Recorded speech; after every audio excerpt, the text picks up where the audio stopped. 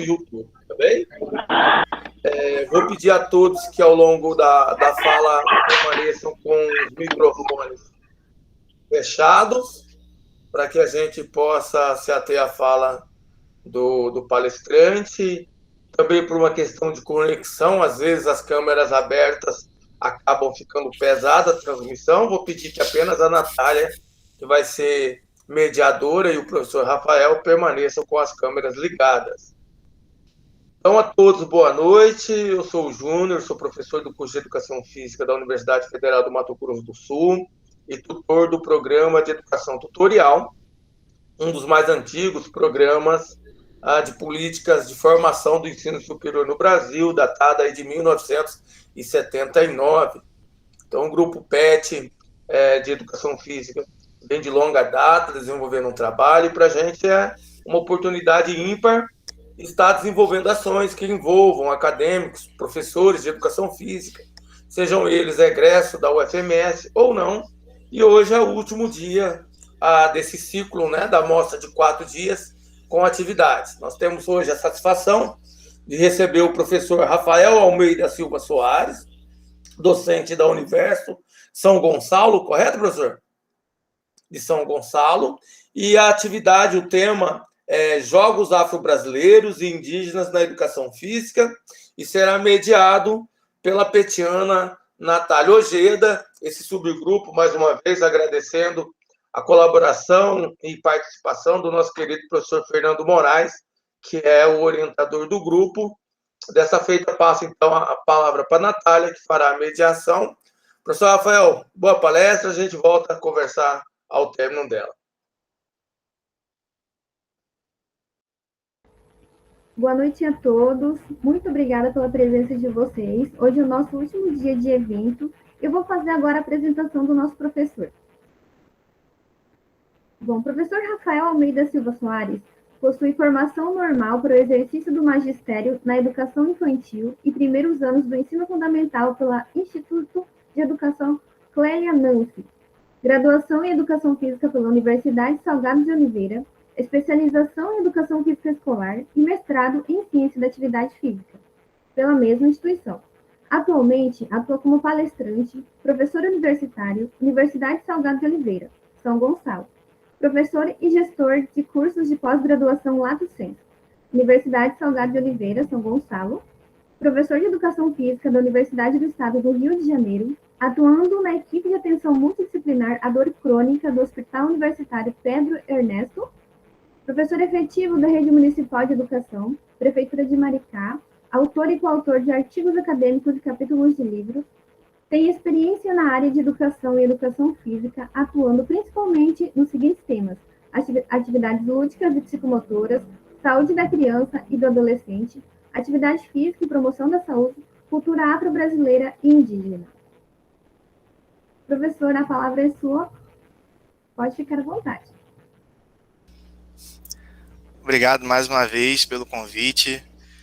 Quero desde já parabenizar vocês por estarem num sábado à noite, promovendo educação, promovendo ciência, em meio a tantas situações que a gente vem vivenciando, tantos ataques, que as universidades vêm sofrendo.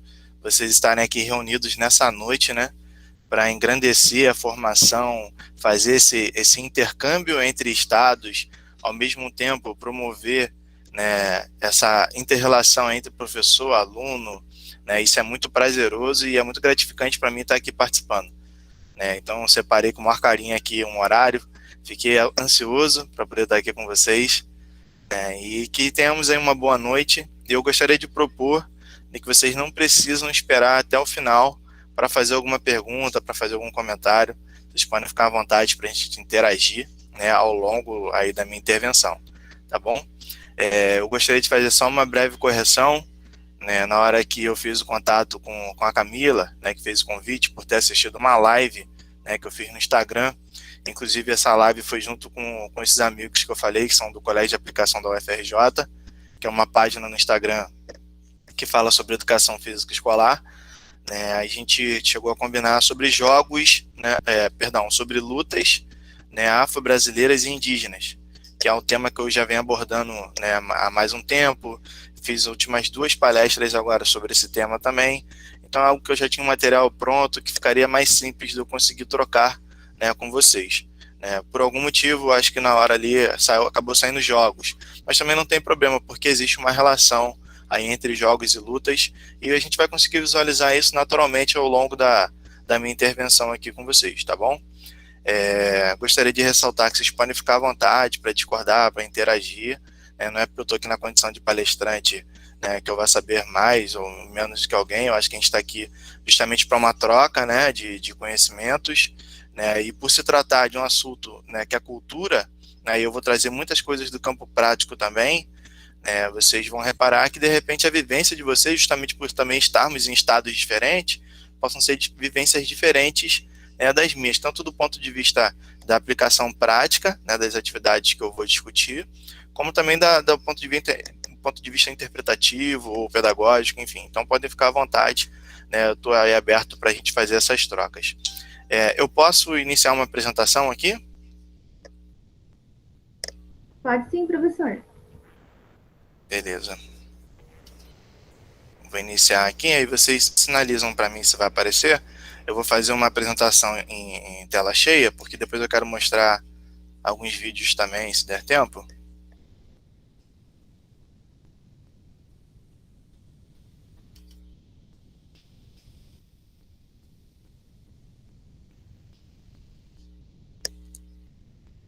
Já estamos apresentando, né?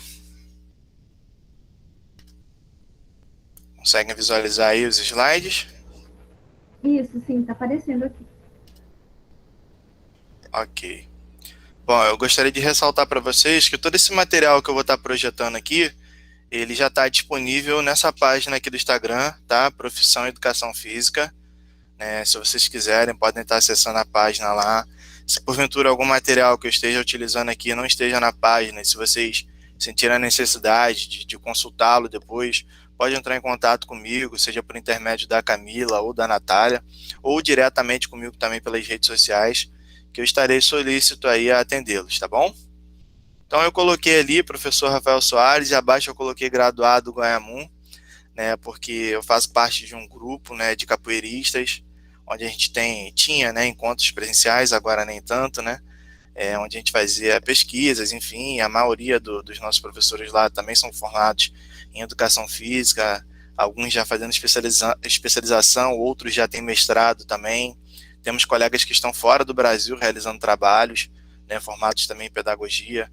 Temos amigos na Itália, nas províncias de Rimini, Riccione, San Marino, né, enfim, então estão levando aí a cultura, né, de forma educativa para outras regiões, né, que tem sido um trabalho muito gratificante. O nome desse grupo é Pernada Carioca, tem esse nome por conta de questões históricas da cultura, né, afro-brasileira, mais precisamente da capoeira aqui no estado do Rio de Janeiro, né, porque a capoeira, por ser multifacetada e possuir diferentes vertentes, né, históricas, né, nas regiões, nas mais diversas regiões do Brasil, ela poderia ter recebido nomes diferentes, né, em alguns estados. E aqui no Rio, antes de ser conhecido como capoeira, ela foi conhecida como Pernada Carioca. Então a gente tem até um estudo, né, publicado sobre isso. Depois eu posso também oferecer, né, para vocês o link para vocês baixarem. Tá bom? Então qualquer coisa pode me parar e se sentir necessidade mais à frente de entrar em contato comigo, pode entrar numa boa, tá bom? Bom, eu gostaria de começar fazendo um questionamento, né? Não precisa me responder, né? Se quiser, pode ficar à vontade. Mas é uma reflexão mesmo, interna, né? Eu pergunto para vocês, né, o que vocês sabem sobre história e cultura afro-brasileira e indígena? Como que é o engajamento de vocês, né, com essas causas? Eu tenho uma experiência muito grande da onde eu venho, né? Aqui da cidade onde eu nasci, onde eu fui criado, da cidade onde eu sou concursado e trabalho, né, nas universidades que eu já passei. Eu tenho uma experiência, né? E a minha história em si, enquanto estudante, né, enquanto cidadão, né, ela vem trazendo, né, toda uma trajetória pela cultura afro-brasileira, né. A cultura indígena ela veio por meio de algumas conexões que foram acontecendo ao longo do período, e mais precisamente nesses últimos anos, nos últimos 2 anos, onde eu fui trabalhar numa prefeitura, que ela possui escolas do campo, escolas quilombolas e escolas indígenas, né, de maneira que a gente levou as escolas, né, a prefeitura levou as escolas para dentro dessas comunidades e não tirou a população dessas comunidades para levar para escolas no centro da cidade, que eu achei uma estratégia muito interessante, e aí eu fui me interessando ainda mais, né, pelas discussões, né, enfim. Então, pela experiência que eu tenho, no geral, as pessoas conhecem muito pouco ou nada, né, sobre a história e cultura afro-brasileira e indígena. Né, e isso é muito ruim, porque uma vez que a gente não conhece sobre a história e cultura afro-brasileira e indígena, ou história africana, e depois eu vou explicar por que eu não coloquei história e cultura africana ali, né, o que acontece? A gente não conhece a nossa própria história, pois somos um povo, né, de origem afro-brasileira, somos descendentes de povos africanos e povos indígenas, né, que foram escravizados, né, na época do Brasil colônia. Enfim, então assim, não conhecer a nossa história, não conhecer a nossa origem é um problema muito grande, porque isso causa questões de identidades muito fortes. E ao se tratar da formação de professores, né, que serão mediadores de conflito, formadores de opinião nos diferentes espaços escolares, né, independente, né, do ciclo, né, de trabalho, da educação infantil ao ensino médio, ao ensino profissionalizante e na formação superior, né, a gente vai ter um profissional em defasagem, né, que não vai discutir situações importantes para que a gente tenha, né, uma sociedade mais igualitária, né, que a gente consiga promover, né, maior equidade. Embora o tema seja pontual, né, que a gente fala sobre lutas, né, isso perpassa por todo um padrão histórico-cultural. Por que eu não coloquei história e cultura africana ali? Eu tenho um certo conhecimento, mas não é uma coisa que eu domine ao ponto de chegar aqui, né, e discorrer sobre o assunto com vocês. As minhas intervenções, as minhas práticas, como eu disse, elas estão mais direcionadas para a cultura afro-brasileira. Agora, uma coisa importante que eu posso falar nesse ponto, né, é que, infelizmente, pessoas falam sobre cultura africana, falam sobre África, como se fosse algo tão distante, né, e como se a África fosse um único pacote, quando, na verdade, a África é um continente imenso, com uma diversidade cultural que não dá nem para explicar de tão diversa que é, de tão dinâmica que é, e aí que, de fato, em algum momento, a gente vai precisar reconhecer isso como parte da nossa história, né, e respeitar, né, a nossa ancestralidade, e dessa maneira a gente conseguir entender melhor algumas questões sociais que a gente vivencia aqui no Brasil. Né. Então, era para chamar para essa reflexão, né, e ao longo da minha intervenção aqui, eu pretendo tentar explicar, né, algumas coisas. Porventura, alguém gostaria de fazer alguma contribuição, gostaria de falar nesse momento? Eu posso dar continuidade? Eu gostaria, professor. Natália, pode falar.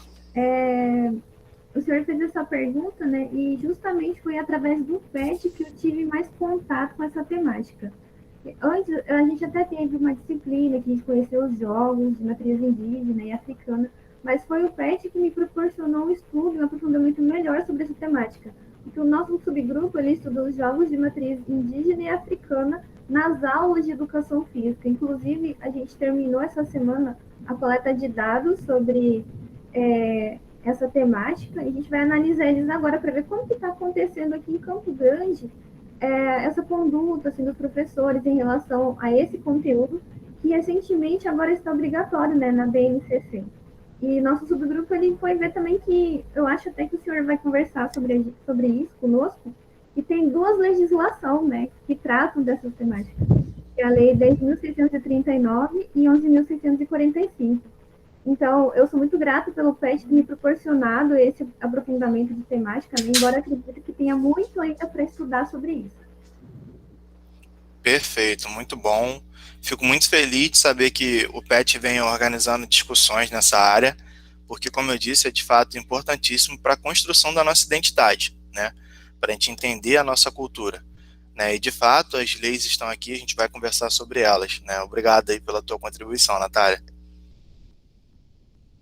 Se porventura alguém... Eu vou dispensar a apresentação que já foi feita, tá bom? Vou pular direto para a definição de cultura, né? Então, o que é a cultura?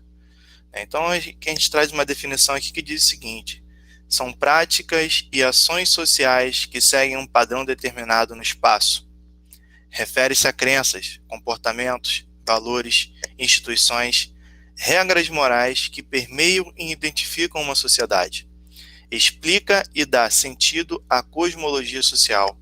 É a identidade própria de um grupo humano em um território e num determinado período. Então, olha só, está me dizendo aqui essa afirmação de que a cultura, através da cultura, a gente consegue observar, né, o homem, quando eu digo homem, eu digo espécie humana, em diferentes espaços, territórios, né, assim como, né, em diferentes tempos, né, em diferentes períodos. Então, essa informação ela diz para a gente que a cultura ela identifica um povo, ao mesmo tempo que essa cultura também é dinâmica. Então, significa dizer que até um determinado tempo, espaço, né, temporal, a cultura de uma determinada população poderia ser uma e por algum motivo essa cultura pode ter sofrido, né, processos aí de mutação, de modificação, que venham ter alterado seus padrões. Que nem sempre significa dizer que essas alterações foram positivas. Na grande maioria das vezes, essas alterações podem ser negativas. Em que sentido? Uma vez que essa cultura popular, que essa cultura identitária, ela é substituída por uma cultura de massa, né? Quando a gente tem a exotificação, né, de algumas questões culturais para que elas sejam vendidas, né, para que elas sejam compradas como situações meramente ilustrativas, a serem simplesmente exotificadas, né? Por exemplo, quando a gente fala um termo muito utilizado, hoje eu até assisti um vídeo a respeito, estampas étnicas, né? É um termo racista, né? Apesar das pessoas, a grande maioria não saber, mas é um termo racista.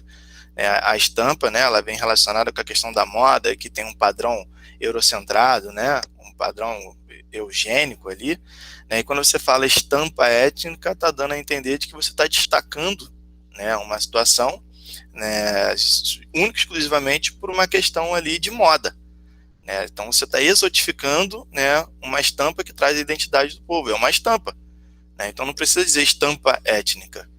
Então é simplesmente uma estampa, né? De onde vem essa estampa? Essa estampa é de origem de um povo tal, que etnias existem várias, né? Enfim. Então são algumas coisas assim que a gente tem que tomar cuidado e a gente tem que criticar para que a gente consiga, né, ensinar melhor as nossas crianças e reverter, né, alguns padrões aí.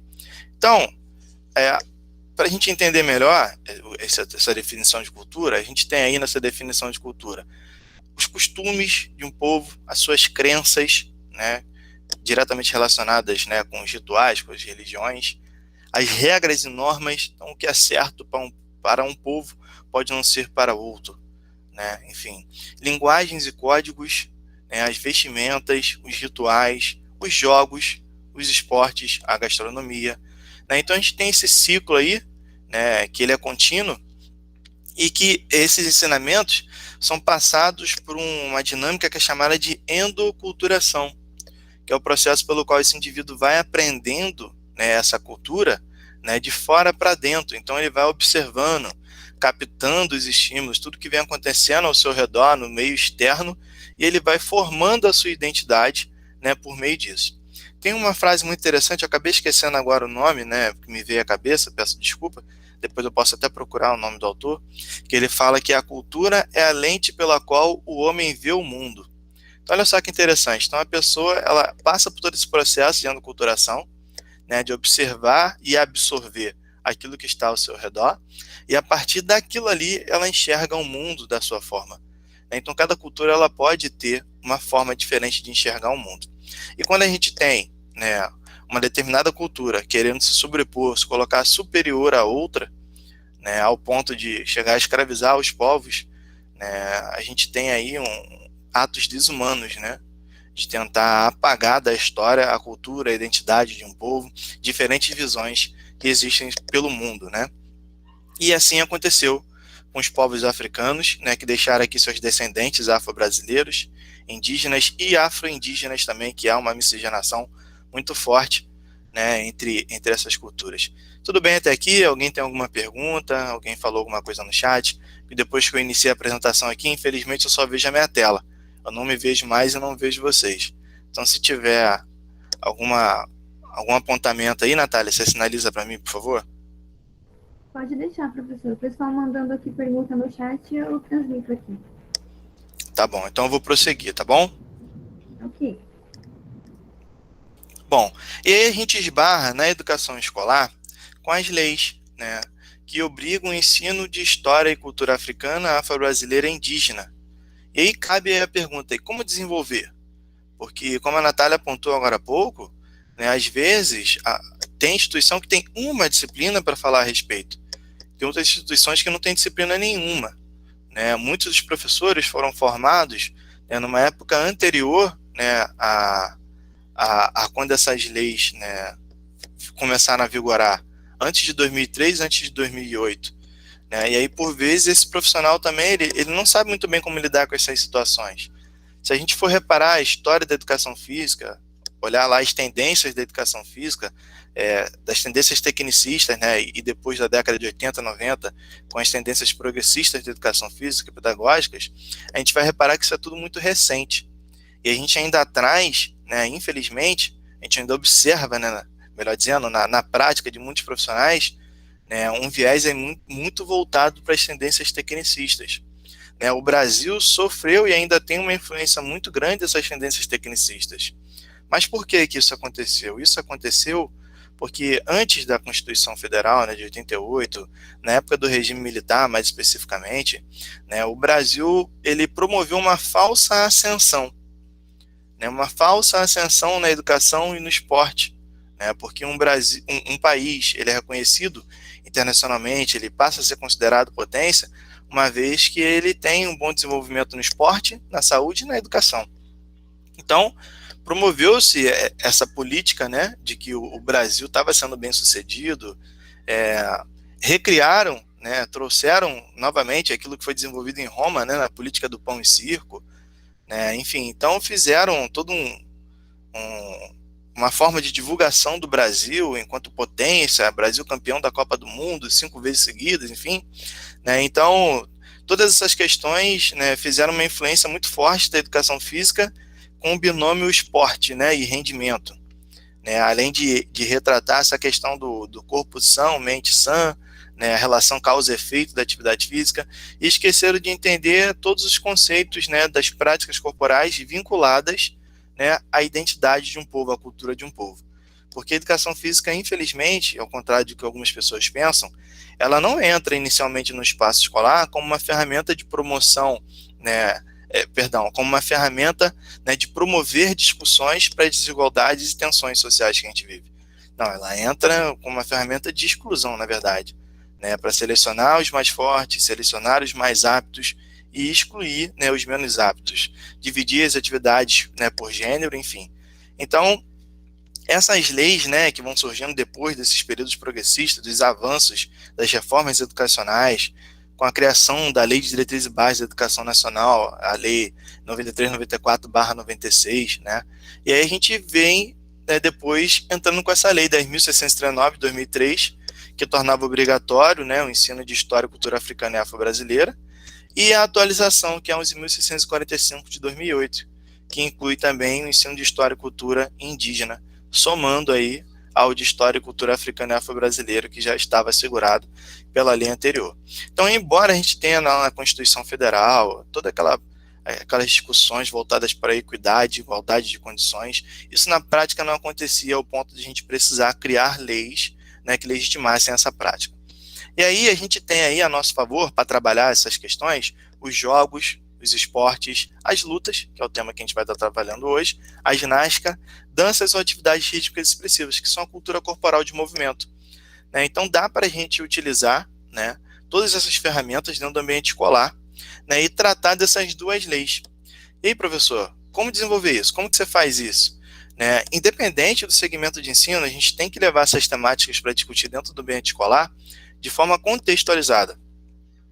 Então, pegando um gancho, né, quando a gente fala lá nos objetivos de aprendizagem, né, a gente não pode, de forma alguma, levar essas atividades para dentro dos espaços escolares sem trabalhar os domínios conceituais, procedimentais e atitudinais. Quando você não faz isso, essas atividades viram meramente reproduções, né, de outras atividades. Né, e aí o indivíduo não se torna crítico. Ele faz ali porque é divertido e tal, mas vai reproduzir e não vai entender de onde vem, que aquilo faz parte da sua cultura, quem foi o povo que criou, né, como que é jogado num lugar, como que é jogado no outro, quais as diferenças de regras, a importância das regras, né, para a gente entender a sociedade organizada, né, enfim. Então a gente tem que contextualizar isso, a gente tem que trazer a história, a origem, né, de todas essas temáticas, né, e aí sim, né, as pessoas passam a tomar fato dessas questões, né. Bom, de que forma que a gente faz isso também, né, pensando no nosso planejamento? A gente tem que tentar atuar de forma interdisciplinar. Embora a gente tenha, né, um repertório muito rico para se trabalhar dentro da escola, e um elemento, né, que causa inveja em muitas outras áreas, que é a questão da ludicidade do jogo e a brincadeira como um conteúdo específico da educação física, que é o contrário de outras disciplinas, né, onde a gente leva o jogo, né, ou propostas lúdicas como uma dinâmica de aprendizagem. Na educação física isso é nosso conteúdo. Então, assim, eu posso, dentro de história, de português, enquanto professor dessas temáticas, levar o jogo como estratégia de ensino de um conteúdo. Mas na educação física, o jogo, a brincadeira, é o conteúdo por si só. Então, a gente precisa contextualizar, né, esse conteúdo para não ficar somente uma reprodução de um gesto, né, e buscar laços, né, para amarrar esse conteúdo, trabalhando de forma interdisciplinar. Então, a gente vai fazer um planejamento coletivo, e aí parece meio utópico, mas existem locais onde isso funciona, e eu tenho experiências muito legais na prefeitura onde eu trabalho, onde eu consigo sentar com os profissionais de outras áreas, e a gente tem, né, uma vez na semana o planejamento coletivo, e a gente divide, né, a tarefa de trabalhar essas questões raciais e identitárias na escola. E aí a gente senta com o professor de história, de português, educação artística, educação musical, sociologia, filosofia, enfim, todas as áreas de conhecimento dali, e a gente vê qual é a melhor forma de cada um trabalhar esse conteúdo. Porque aí o conteúdo ele fica amarrado, né? E uma outra questão que a gente discute também é trabalhar, né, a comunidade local. Eu não posso achar que a gente sozinho, na educação física, a gente consegue dar conta disso tudo. A gente tem que entender o espaço escolar e todos os agentes que estão ali envolvidos, né, que é a comunidade escolar, como aspectos a serem consideravelmente potenciais no processo de formação educativa. Então, se eu não incluir a merendeira, se eu não incluir o faxineiro, se eu não incluir o porteiro, se eu não incluir a secretária, se eu não incluir os pais dos alunos, a comunidade escolar nesse processo, não será significativo.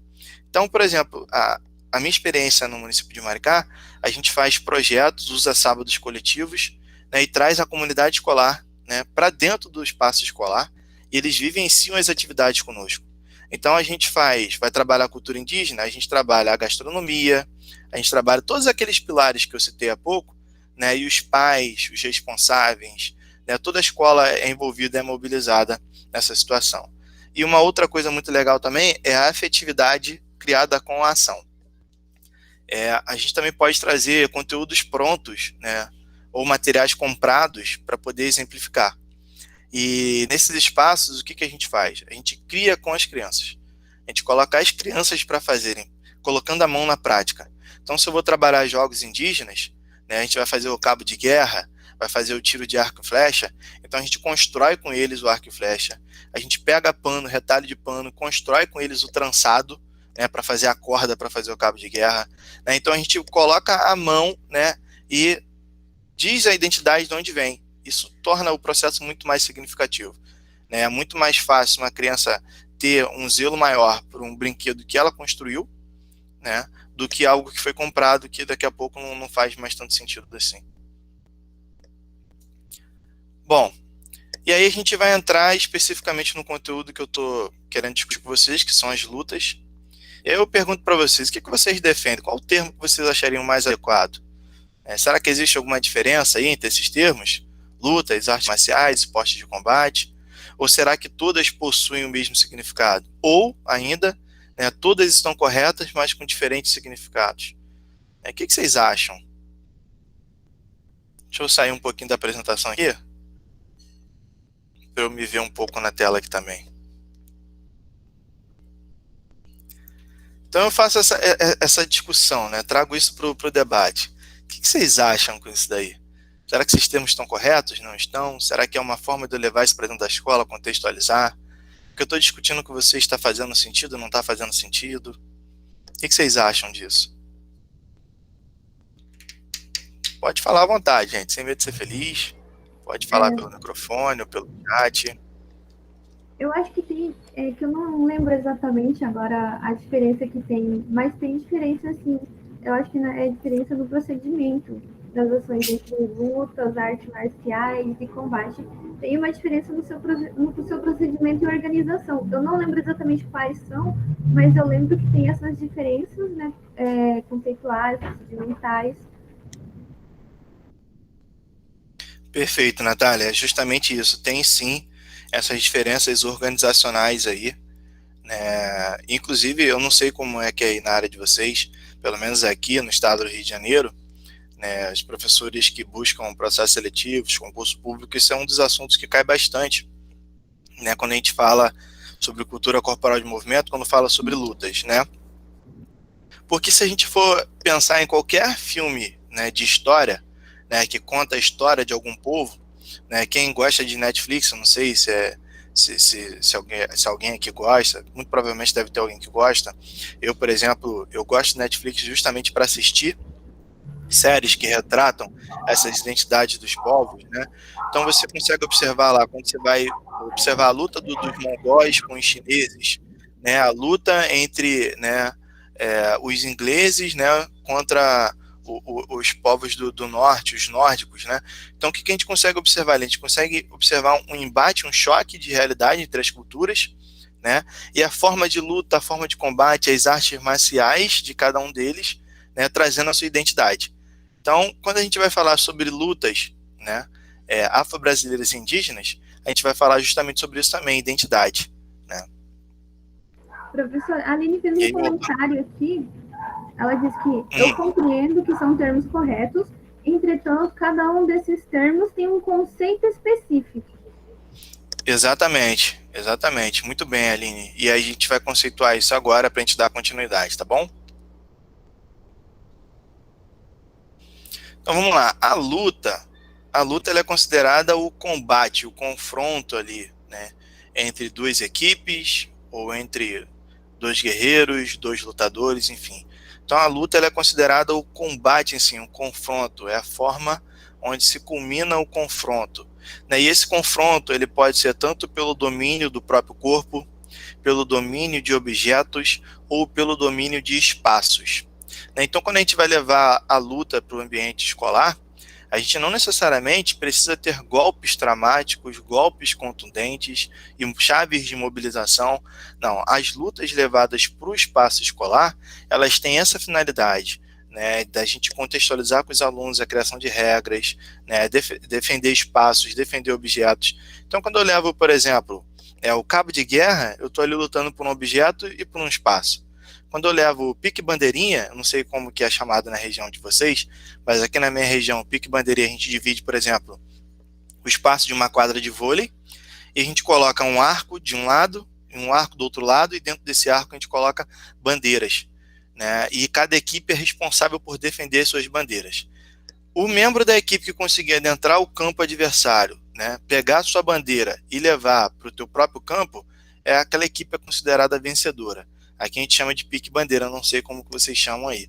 Mas é uma atividade de lutas. Por quê? Porque você tem domínio de território e domínio de objetos, né? Tem uma outra atividade que a gente chama de briga das aranhas, né? Quando a pessoa fica na posição de flexão de braço, e aí você tenta dominar o braço do colega e puxar ele, para que ele encoste a barriga no chão. E aí você ganha a luta ali. Então você está dominando o espaço, dominando o corpo do seu amigo.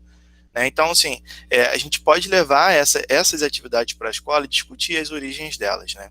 Quando a gente fala de artes marciais, né, o nome artes, né, e marciais vem do deus Marte, que era o deus da guerra, né? Então, toda aquela arte de combate que dava a identidade de um povo e que ela possui uma filosofia de vida em si. Então, quando a gente fala do Kung Fu, automaticamente a gente lembra da China e sabe que o Kung Fu é uma arte marcial, né? Por quê? Porque ela foi passada com esse intuito de defesa pessoal, de defesa de terra, tem uma filosofia de vida, tem todo um sistema ali que envolve as pessoas no Kung Fu. A mesma coisa a gente vai pensar do Sumo, vai pensar do Judô com outros povos, vai pensar do boxe tailandês, né, com os tailandeses, né? A gente vai pensar da capoeira, né? Embora existem muitas discussões sobre a origem em si da capoeira, as evidências mais fortes é que ela bebe nas águas de atividades e outras, né, danças, né, e outras lutas africanas, como Danugolo, Dabassula, Dabandula, né, enfim, e aqui também o batuque, né, uma das lutas muito fortes também, o batuque, né, e que era chamado de batuque, né, que é um termo, na verdade, que precisa também ser contextualizado, né, e desconstruído, porque é um termo, na verdade, que tem sua origem como pejorativa, né, onde toda vez que tem um toque de tambor, um batuque, é como se fosse algo ruim, porque a cultura do negro, do indígena, que tem essa questão da musicalidade, né, é sempre demonizada, né, pelos colonizadores, enfim. Então, as artes marciais, elas têm essa questão, ela traz a identidade de um povo. A luta é o confronto em si. Então, quando você tem duas artes marciais diferentes confrontando-se umas às outras, você tem ali uma luta, né? Os esportes de combate já são formas organizadas, né, de lutas.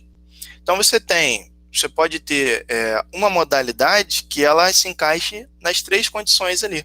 Pode. É o próprio Kung Fu.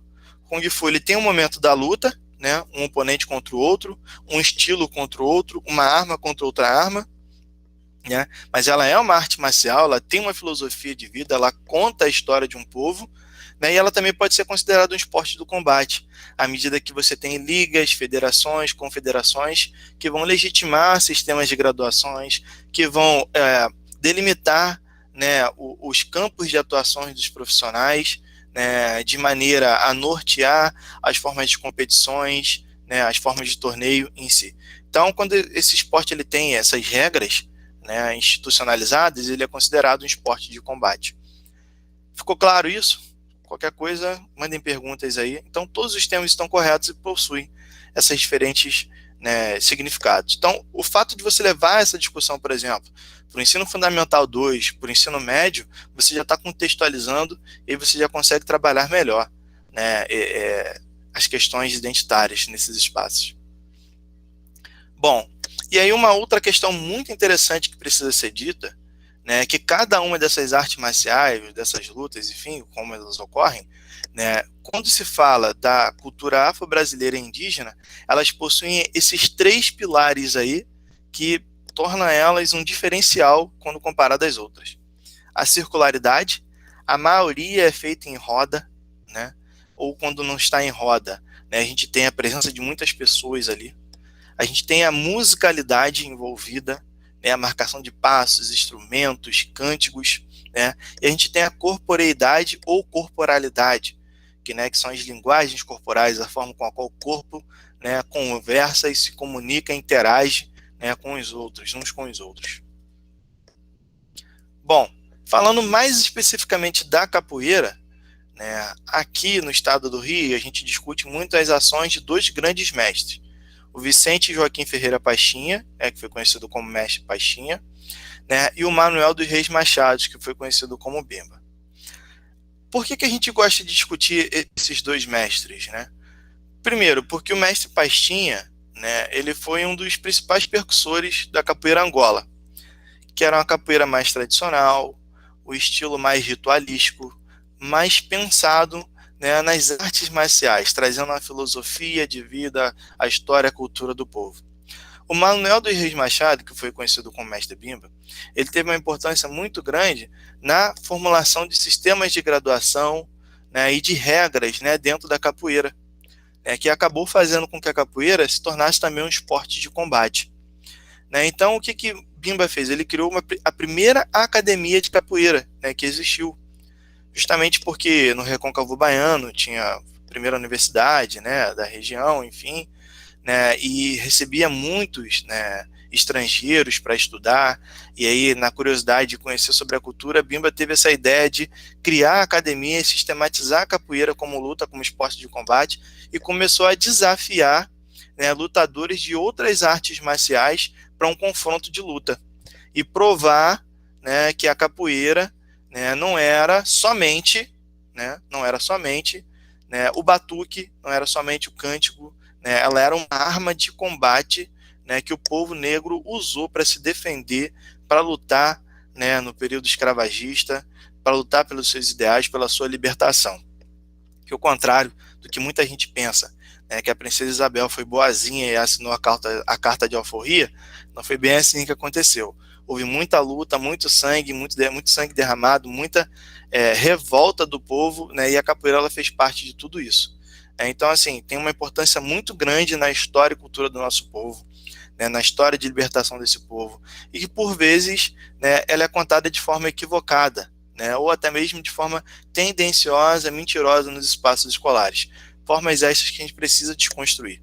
E levar as lutas para dentro do espaço escolar é uma dessas formas de desconstrução, desde o momento em que a gente sistematize, né, a nossa prática, né, no momento no intuito de levá-la como uma prática de fato significativa, contextualizando ela. Há pouco agora eu citei, né, os procedimentos, né, de ensino conceituais, procedimentais e atitudinais. E o que é isso? O conceitual são todos aqueles verbos que a gente utiliza, né, nos nossos planos de aula, verbos no infinitivos, para trazer conceitos, né, para falar sobre a história, sobre a identidade. Então a gente vai conceituar, vai contextualizar as atividades ali. O procedimental é como que elas podem ser realizadas, né? Então, ao falar da capoeira, a gente tem 2 estilos diferentes, a gente tem inúmeros estados diferentes e atualmente 131 países, né, pelo mundo praticam a capoeira, ao ponto da capoeira ser o maior difusor da língua portuguesa do Brasil. Então, olha só quanta coisa interessante a gente pode falar justamente nesse aspecto aí nos âmbitos das lutas. Então, quando a gente está falando aí do procedimental, é como que ela é praticada em diferentes situações. E a capoeira, por si só, né, ela já é uma atividade multifacetada e com diferentes formas de jogos. Para cada um toque de um berimbau, você tem um efeito diferente no jogo. Você tem um objetivo diferente no jogo. Você tem uma regra diferente do jogo. Então, aí você já tem procedimentos diferentes, né? Então, você contextualizou, né, você explicou diferentes procedimentos e você tem a questão dos objetivos atitudinais, que é observar como que essas crianças, aqueles agentes ali que estão recebendo essa informação, que estão vivenciando, né, dessa prática, eles vão passar a se comportar. Eles vão criar novas regras, eles vão interagir uns com os outros, eles vão contar isso uns com os outros, vão levar essa informação para outras pessoas.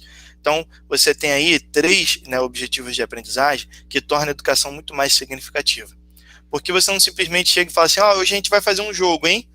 Capoeira. A capoeira é assim, gingou para cá, gingou para lá, bateu a mãozinha, fez um AU, mas o que é o AU? Para que serve o AU? Né? Todos os jogos têm AU? Nem todos os jogos têm AU. Qual é a diferença do AU jogado na Angola, do AU jogado, né, na regional? E na mesma regional, no São Bento pequeno, no São Bento grande, né, que são jogos diferentes.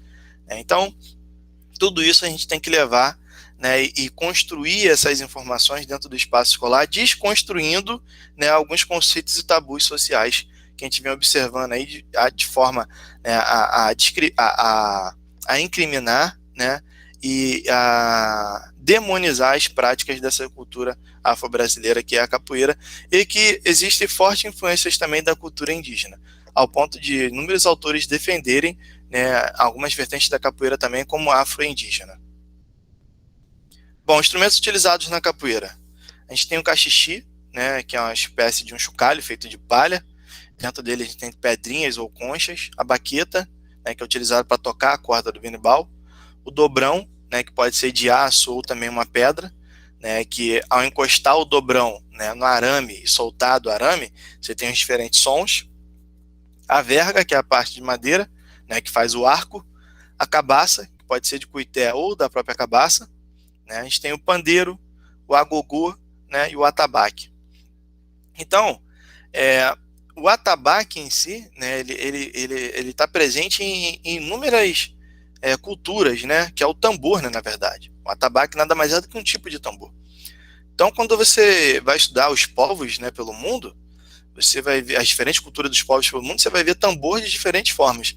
Por que somente o tambor, né, utilizado na capoeira, né, que também é utilizado no jongo, que também é utilizado no samba de roda, que também é utilizado nos terreiros, né, de candomblé, de umbanda, enfim, são demonizados? Por que essa cultura é demonizada? Porque existia um interesse, né, da população, que se dizia superior, né, dos colonizadores, em apagar a identidade dessa cultura, né, de embranquecer uma raça. Então, falar de capoeira é falar também de resistência dessa população. A gente não pode deixar isso passar batido. Bom, alguns autores defendem... Oi, pode falar. Uma pergunta. Quando você trabalha isso na escola, as crianças têm acesso a esses materiais? Qual que é o feedback dos alunos? E se você já ouviu algum aluno falando que é do candomblé, da umbanda, e se tem alguma resistência? Já ouvi, sim, existe resistência, sim, e a maior resistência que existe ainda não é dos alunos, a maior resistência que existe é da equipe pedagógica, por incrível que pareça. Eu já trabalhei em escolas em que a resistência foi da direção da escola. Aí eu falei assim, mas vem cá, como é que a gente vai deixar de trabalhar? Porque isso faz parte da cultura, da identidade dessa população. Existem leis que vão legitimar essa prática nos espaços escolares. Então, se a senhora não me deixar trabalhar, a senhora, infelizmente, a senhora vai estar infringindo a lei. Eu acho que isso não vai ser legal. Com relação às crianças, tem uma frase interessante, se não me engano, acho que é de Nelson Mandela, né, que fala que ninguém nasce odiando o outro, né? As pessoas são ensinadas a odiar, são ensinadas a não gostar. Então, quando eu levo para a educação infantil, para minhas crianças do maternal 1, maternal 2, vocês podem reparar aqui atrás de mim, né, vários instrumentos, e todos esses instrumentos eu também tenho na minha sala, na escola, né? Eu levei, alguns eu confeccionei com as crianças, né? Até porque eles precisam ter uma noção do que é o instrumento real e um instrumento que pode ser confeccionado por eles, com material reutilizado. E aí tem um autor muito bacana da educação física, que é o professor João Batista Freire, que fala sobre a reutilização de materiais, né? Que esse lixo faz parte da nossa cultura, e isso levado para a nossa prática dá um outro significado à nossa prática. Então eu levo isso também contextualizando, e já consigo fazer link também com outras áreas. Enfim, o feedback dos alunos é muito bom, porque isso tem um significado para eles completamente diferente do que esse significado da cultura do ódio que é ensinado. Então, essa questão da circularidade, da musicalidade, da corporeidade, é tudo que as crianças precisam nessas fases de desenvolvimento. Então, quando você leva isso para os espaços escolares, as crianças, elas se encantam. Elas chegam ali no tambor e dá cada batucada ali, fica feliz, ri, brinca, dança. Eles gostam de se sentar, e eles têm possibilidade de colocar a sua integralidade ali na prática. Então, você está desenvolvendo ali questões afetivas e sociais, questões da inteligência socioemocional, que vem sendo muito discutida atualmente na BNCC, né? Então, você tem o indivíduo ali integral sendo desenvolvido, né? A corporeidade dele, né? A comunicação dele com outra, a relação interpessoal, intrapessoal, tudo isso está sendo trabalhado, né? Ao longo que você faz essas atividades. Então, o feedback das crianças tem sido muito positivo ao longo desses anos que vem trabalhando, né, com essa prática. Agora, o principal problema está geralmente dentro da escola, né, e em segunda instância em alguns responsáveis. Então, quando eu me encontrei na prefeitura de Maricá, né, levando a comunidade escolar para dentro da escola e contextualizando isso, foi brilhante, né, botando mais de 50 pais dentro de uma sala, né, que a gente improvisou lá, e eu contextualizando junto com outros professores, cada um dando sua contribuição, falando sobre a importância da nossa cultura, da identidade, contando a história do nosso povo, né, e Maricá, por ser um local também, né, que tem escolas quilombolas, escolas indígenas, né, isso acendeu, né, um pouco mais a visibilidade desses espaços, e a população consegue entender melhor, né, a sua identidade, a sua cultura. Então isso foi muito legal. Mas ainda tem muitos locais que a resistência é muito forte. Recentemente a gente teve uma experiência muito legal também com o mestre do nosso grupo, né, que foi convidado a fazer uma apresentação dentro de uma escola tradicional aqui da região, que é uma escola católica, né, e ele falou assim, cara, o que eu vou fazer? Como é que eu vou fazer? Que música cantar? O que eu vou fazer? Eu falei, mestre, tem que fazer o que é a capoeira, você está lá para falar sobre a capoeira, você não pode desvincular a capoeira de todas as outras questões de matrizes africanas e afro-brasileiras, faz parte da identidade de um povo, né? Então, assim, as pessoas têm que entender que essa cultura, né, tem uma outra frase muito interessante, nem sempre a cultura é para ser entendida, mas para ser respeitada. Então, se te convidar, vai lá e dá aula de capoeira, mostra o que o senhor sabe, faz todas essas atividades lúdicas com as crianças, fala sobre a importância, né, da capoeira no desenvolvimento infantil, atividades psicomotoras dentro da capoeira, e assim ele fez, e aí conquistou um espaço dentro de uma escola extremamente tradicional católica, né, e está trabalhando lá com a capoeira. Então, assim, a gente consegue observar também algumas modificações, mas se a gente não estiver nesses espaços de extensão, espaços de discussão, infelizmente vai haver um afrouxamento disso daí e a gente vai regredir. o atual momento político que a gente vivencia favorece, inclusive, essa regressão, né, de todas essas conquistas que a gente vem adquirindo com o tempo, né? Não sei se ficou respondido, se faltou alguma coisa, você sinaliza para mim, que aí eu tento ajudar mais uma vez, tá bom? Aproveitar para molhar a boca aqui. Eu tive uma experiência de estágio em que a professora trabalhou em jogos indígenas e ela utilizou arco e flecha, né? Então a gente vê que a criança tem um interesse, ela quer aprender, e antes disso ela fez uma contextualização da cultura indígena, dos povos indígenas e do que é. E é curioso, porque as crianças nessa faixa etária, até mesmo do infantil, elas já vão desenvolvendo visões e valores. Até que teve uma menina que falou, índio é feio, índio é aquilo. Então, é necessário que o professor trabalhe essa ideia, mude essa ideia, esses conceitos, esses valores dentro da visão das crianças, né? Então, a educação, ela dá essa oportunidade de você trabalhar, discutir isso com as crianças, de falar da nossa história, da nossa cultura, de não ficar simplesmente numa visão, né? Até mesmo os livros didáticos, eles trazem, às vezes, alguns textos, né, que precisam ser modificados, precisam ser revistos, reescritos, né? Então, o professor, ele tem um papel muito importante dentro da educação. A própria questão da imagem, né, que a gente traz nos livros, né? A gente pega um livro de ciências, né, vai estudar o corpo humano. E quando você olha lá o estudo do corpo humano, todos os bonecos que tem lá são brancos, loiros, cabelos lisos, olhos claros, né, em grande maioria. Por que não tem homens negros, mulheres negras, falando sobre a cultura africana de uma outra forma, a cultura afro-brasileira de uma outra forma? O negro está sempre representado ali como escravo, às vezes sujo, jogado no chão, ou sendo surrado. Não traz, né, figuras como o Mestre Pachinha, como o Mestre Bimba, de Ascensão, e outros negros mais que lutaram fortemente na história. Quantos reis e rainhas, né, vieram, né, trazidos de África para cá, ou que lutaram lá pela cultura desse povo. Então, tudo isso pode ser contextualizado nos espaços escolares. Quando a gente fala já do ensino médio, por exemplo, discutir a questão do cinema, né, a indústria cinematográfica, a indústria hollywoodiana, por exemplo, né, nessas questões identitárias, né. As pessoas falam de Egito, né, e a gente tem as novelas mostrando isso também, inclusive no Brasil, por influência, né, desse cinema aí, dessa indústria cinematográfica, que não dá a identidade dos povos que estão sendo retratados ali. Né? A gente fala de Egito e pessoas esquecem que Egito é na África. Né? E qual a identidade desses povos? Quais são as características desses povos? Então a gente tem a influência aí da indústria hollywoodiana que colocou Cleópatra, né, de olhos claros, branca, né, e as pessoas têm esse imaginário. Então, até em alguns pontos onde os negros possuem ascensão, histórias que são contadas no cinema, são contadas de forma distorcida.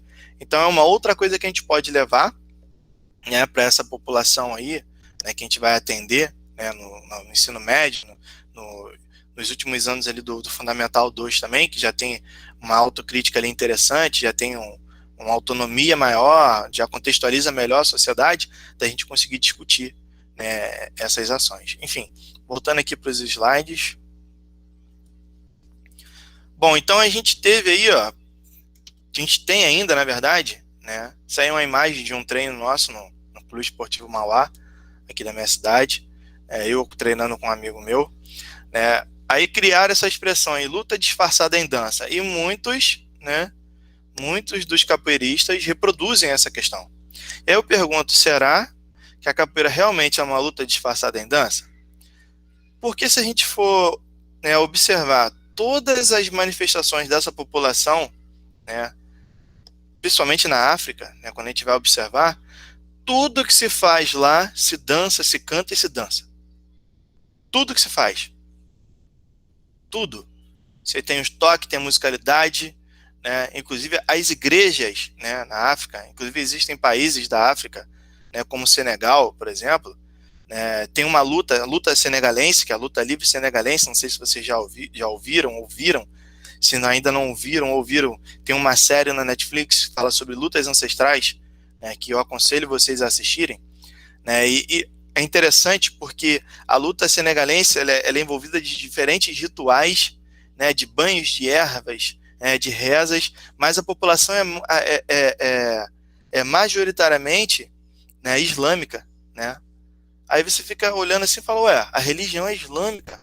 Caramba, não tem o candomblé lá, não tem essa cultura que a gente vivencia aqui, que é demonizada, mas você olha a luta, você vê toda a identidade dessa população, né? O colar, né? Os colares utilizados, coloridos, enfim, né? Os banhos de ervas, tudo aquilo sendo trabalhado, e a população mesmo vai para as... não frequenta esse tipo de religião. Então, como é que a gente vai discutir isso daí? Né? Aí você vai para os países onde você tem o cristianismo ou o catolicismo, aí você vê o tambor dentro da igreja. Você vê as danças, né, como são dançadas no candomblé. Então você vai reparando que isso é a identidade do povo em si, e que aonde esse povo estiver tendo algum tipo de manifestação, ele vai levar essa identidade. Então, assim, por que eu vou demonizar o candomblé? Por que eu vou demonizar a capoeira? Por que eu vou demonizar o jongo, o samba? Né? E aí dentro da igreja, né, da onde a gente consegue observar a origem dessa população, né, essa cultura ali está sendo vivenciada daquela forma. O tambor ali não é demonizado.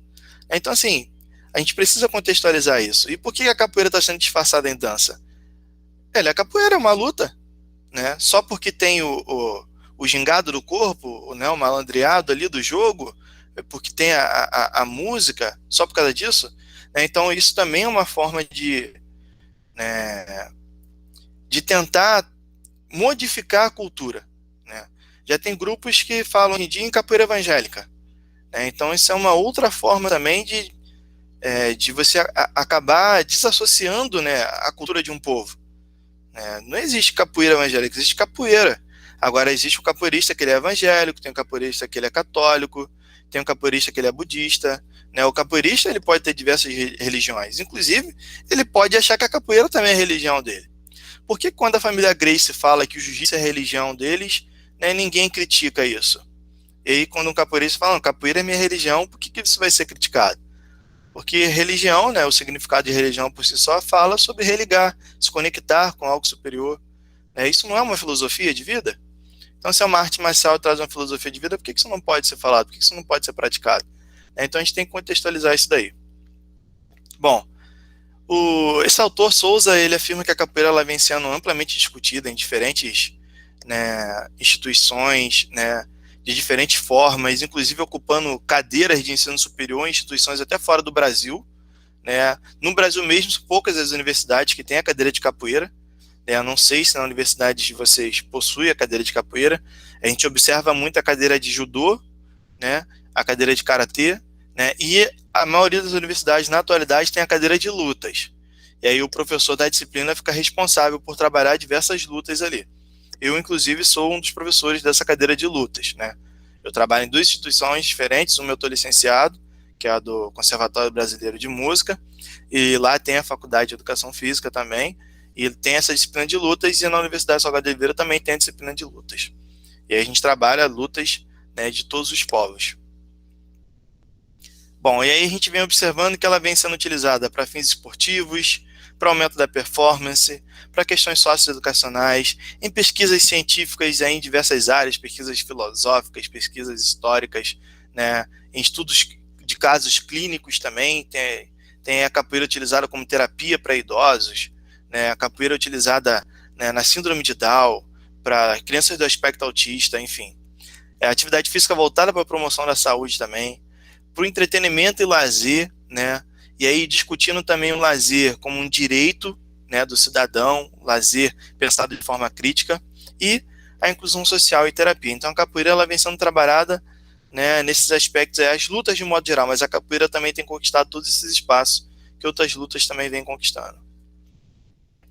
Bom, além de ser considerada um dos maiores veículos da língua portuguesa, a capoeira vem sendo praticada em aproximadamente 130 países do mundo, tornando-se também patrimônio cultural brasileiro, né, pelo IPHAN, que é o Instituto do Patrimônio Histórico e Artístico Nacional, e reconhecida pela Unesco como Patrimônio Imaterial da Humanidade.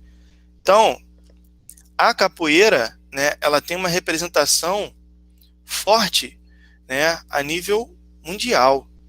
Então, por que o Brasil em si mesmo tem essa dificuldade de reconhecer essa luta, né, como algo a ser levado para os espaços escolares, para ser discutido, né, com todo esse potencial que as lutas possuem, como eu mostrei ali para vocês, né, e com essa representação mundial aí de patrimônio imaterial da humanidade, né? Por que a gente tem toda essa dificuldade? Por que a gente ainda possui toda essa resistência? Né? Eu tenho amigos, como eu disse, que estão na Europa. Esse dia mesmo, recentemente, um amigo meu mandou para mim umas fotos, né, do livro didático do filho dele, lá na Itália, né, e a capoeira sendo trabalhada, e falando sobre mestre Pachinho, falando sobre mestre Bimba, lá na Itália, e aqui mesmo tem gente que não conhece, né, e aí a gente tem a cultura aqui, por exemplo, 31 de outubro, né, algumas escolas, inclusive, reproduzem isso, fazem festa do Dia das Bruxas, festa do Halloween, quando, na verdade, já tem mais ou menos, que eu acho que 8 ou 6 anos, né, que o dia 31 de outubro foi considerado o dia do Saci Pererê, né, que é uma lenda que foi muitas vezes contada de forma equivocada, né, colocando o Saci como um moleque, desculpa a expressão, moleque safado, sem vergonha, mas por quê? Porque o Saci é negro, né, então o fazinho dele pintava uma história que era completamente diferente, e o Saci é uma lenda tão bacana, que traz uma cultura tão rica, né, que mistura aí as ações, né, da cultura afro-brasileira e da cultura indígena, né, enfim, que dá para ser contextualizada de forma muito legal. E aí você pega um barco também, já vai trazendo também a lenda do Curupira, né, como defensores da fauna, da flora. Então, dá para contextualizar muita coisa legal. E aí o Saci deixa de ser, né, um moleque safado, sem vergonha, que nem contavam quando eu era moleque, quando eu também era criança, e passa a ser um defensor, né? Por quê? Porque o negro, ele não tinha esse lugar na sociedade. Então, quando você começa a falar, né, traz a luta para esses espaços e contextualizar dessa forma, você começa a abrir leque de opções para discussões, né, que transcendem, né, o universo de uma única prática corporal, né? E aí você vai fazendo link com várias outras práticas corporais, com as danças, né, com as atividades teatrais, rítmicas, expressivas, com a ginástica, né, com os jogos, com as brincadeiras, enfim.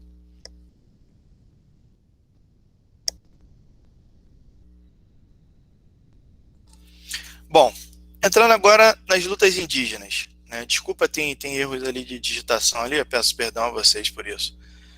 Né? E aí a gente tem algumas lutas indígenas que as pessoas nem sabem que são lutas indígenas, e uma coisa muito legal dos povos indígenas é que foi a abertura, e aí eu falo daquela questão das modificações culturais, e aí os indígenas tiveram umas modificações que foram interessantes para os avanços sociais, né, que foi a participação das mulheres, que por muitos e muitos anos as mulheres não praticavam e não participavam das lutas. Então a gente tem modalidade dos jogos, né, indígenas, onde as mulheres participam, exclusivamente modalidades femininas, e tem modalidades mistas, onde possuem nas equipes homens e mulheres, né? Então, algumas lutas que eu trouxe aqui, né, para a gente discutir. A gente tem a Uka-Uka, que também é chamada de Ikidene. E aí, por que tem essa diferença aí de Uka-Uka para Ikidene? Eu vou explicar já já. Temos a Maracá, né, que também é chamada de Derruba-Toco. Temos a Marajoara, que eu tive a felicidade de conhecer um amigo que veio de Belém do Pará, né, veio para o Rio, veio treinar capoeira aqui com a gente durante um tempo. Ele praticava Marajoara lá e ele deu aula de Marajoara aqui pra gente. E assim, foi muito bacana. Inclusive, ele ganhou um outro apelido aqui, que foi o apelido de Rocha. A gente deu ele o apelido de Rocha, porque ninguém conseguia bater o cara, ninguém conseguia derrubar o cara. Porque ele era um exímio lutador, né, de Marajoara. Eu vou explicar já já o que é Marajoara, que também é chamada de luta dos búfalos. Tá? Até a gente tem a luta dos Martinelli, né, tem o Taku, né, e tem também o cabo de guerra. Todos esses são lutas indígenas. Eu vou explicar, cada uma delas. Bom, o Uka-Uka ou Ikidene, né, é uma luta agarrada de mobilização. Você tem por objetivo, né, pegar a perna do seu oponente para derrubá-lo ou encostar as costas dele no chão. Não vale soco, não vale tapa, não vale pontapé. É uma luta de domínio corporal. Ela é original do Mato Grosso, né, do Alto Xingu.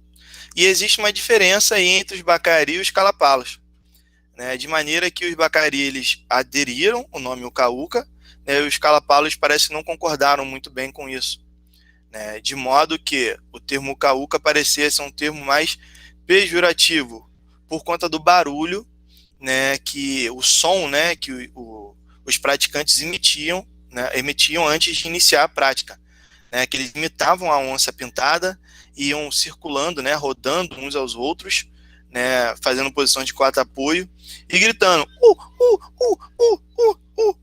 e aí os observadores da prática, né, que desse U foram Uca, Uca, Uca, Uca, e deram esse nome de Uca, Uca, né, e ela é uma prática, né, de diferentes etnias, faz parte dos jogos indígenas. Então, inúmeras tribos, né, do Alto Xingu praticam a Uca Uca e fazem competições, né, entre uma tribo e outra, né, mas os Kalapalos, né, se ausentaram dessa competição e seguiram com o nome tradicional, que é chamado de Ikidene, né, não cederam ao nome Uca Uca.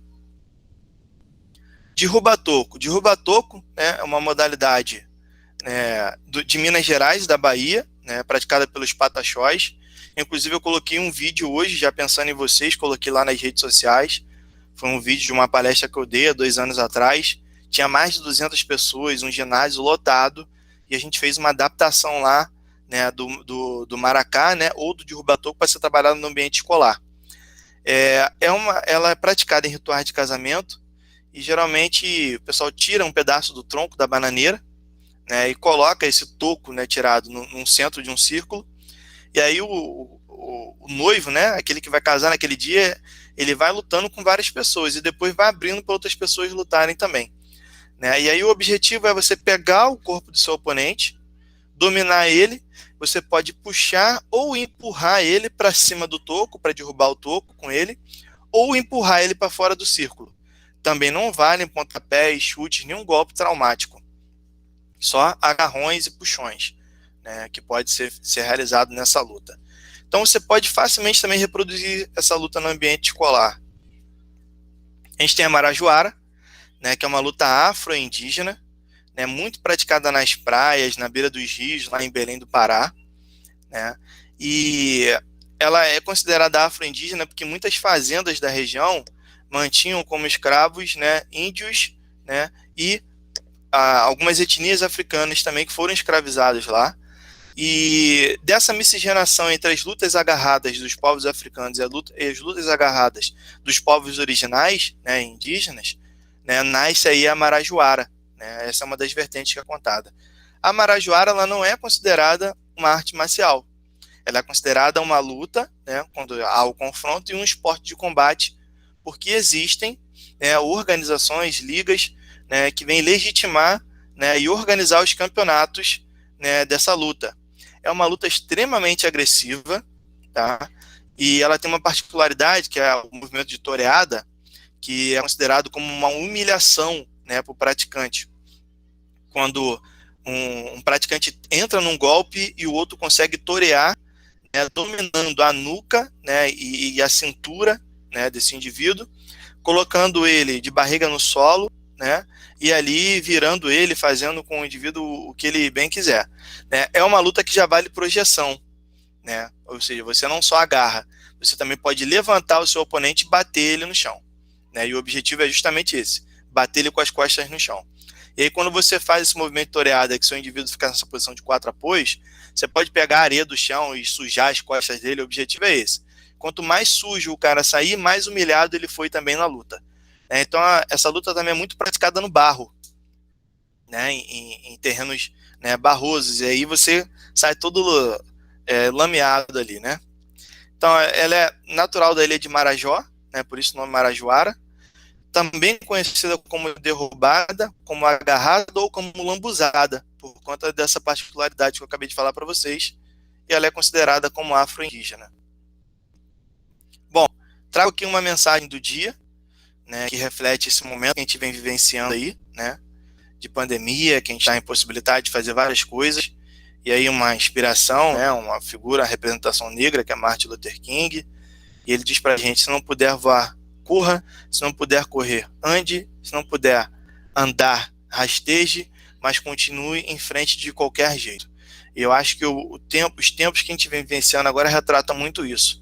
A gente não está podendo se encontrar, não está podendo ter esse encontro agora presencialmente, mas a gente está continuando, a gente está levando trabalho, a gente está seguindo, a gente está produzindo conhecimento, né, produzindo reflexão, né, então a gente está continuando, então a gente está indo em frente. Então acho que retrata muito essa questão, né. Eu vou abrir para algumas perguntas e aí depois eu mostro, né, se vocês quiserem, se tiver tempo, que eu acho que a gente ainda tem um bom tempinho, né, mostrar alguns vídeos também para vocês, tá bom? Professora, eu tenho uma pergunta sobre a luta de Marajoara. Se a gente for trabalhar ela dentro da escola, faríamos algumas adaptações, né? E eu fiquei curiosa nessa questão de humilhação, como que a gente trabalharia na escola, né? Porque acho que o objetivo é ele sair mais humilhado, né? Então, como que a gente poderia adaptar isso na escola? E se a gente poderia usar esse negócio de lambuzar também, porque as crianças gostam bastante dessa questão de água, areia. Então, eu acho bem bacana. Acho que isso daria para adaptar dentro das aulas.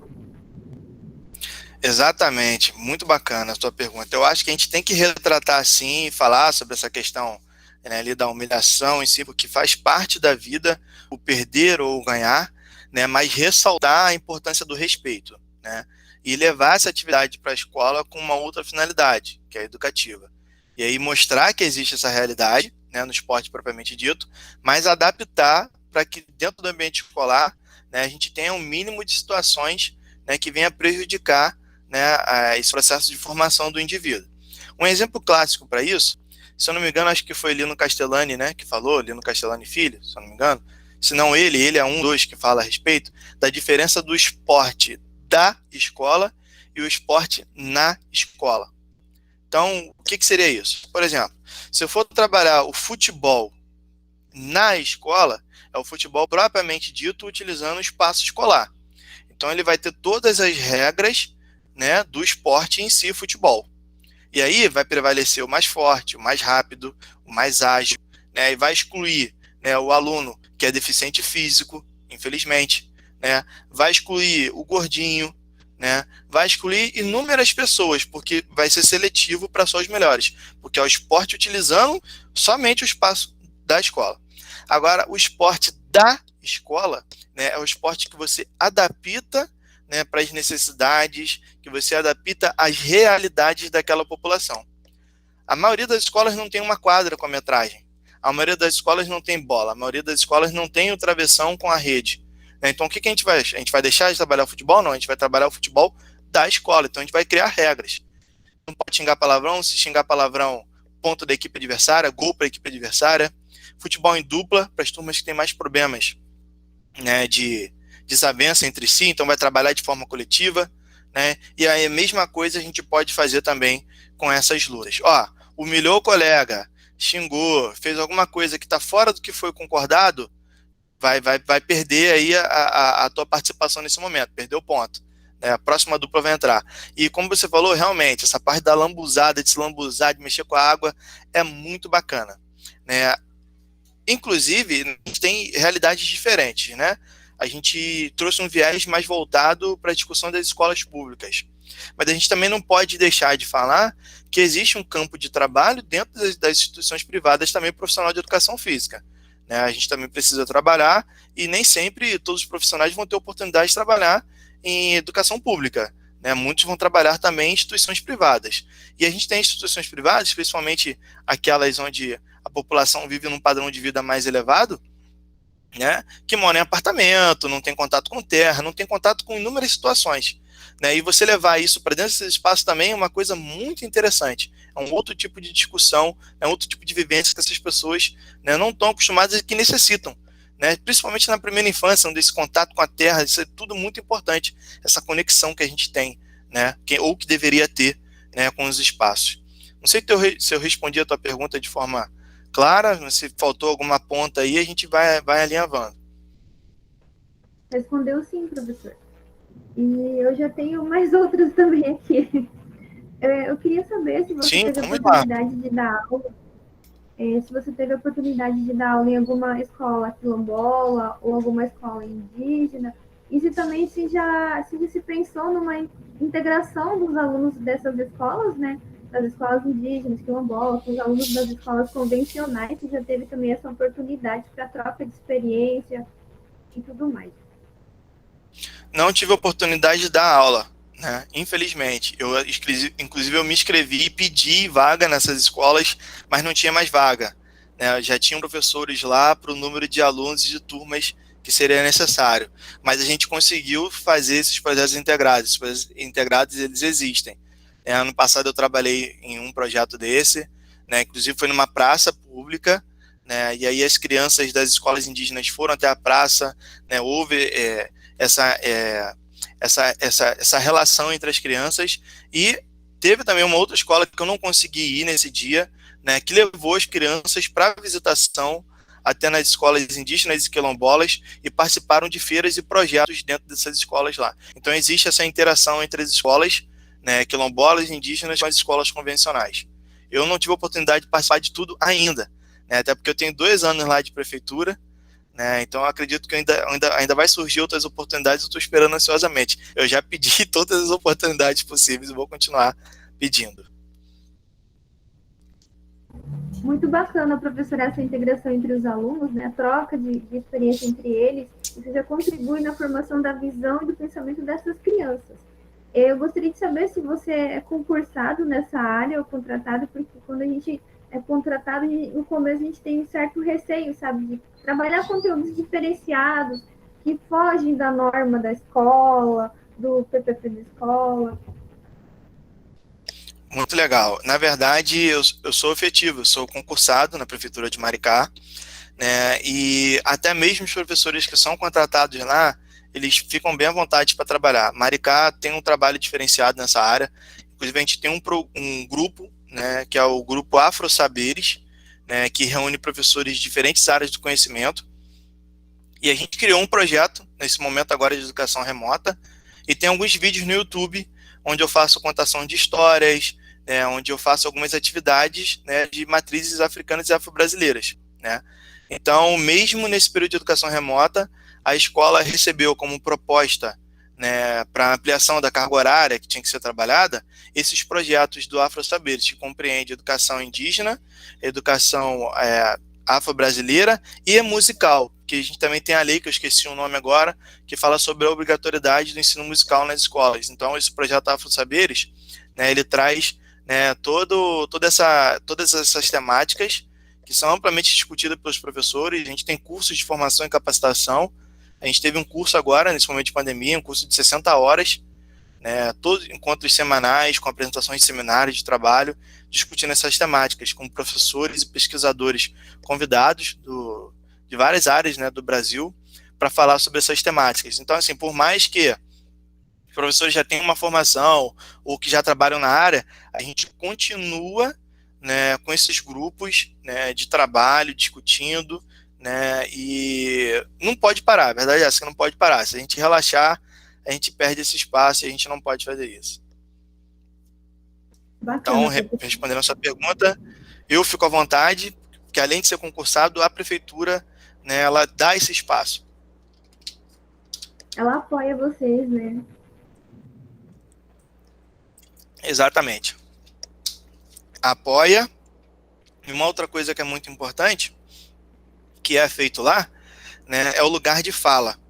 É trazer as pessoas que vivenciam, que fazem parte dessa cultura de alguma forma, para falar, né, e contextualizar essas práticas.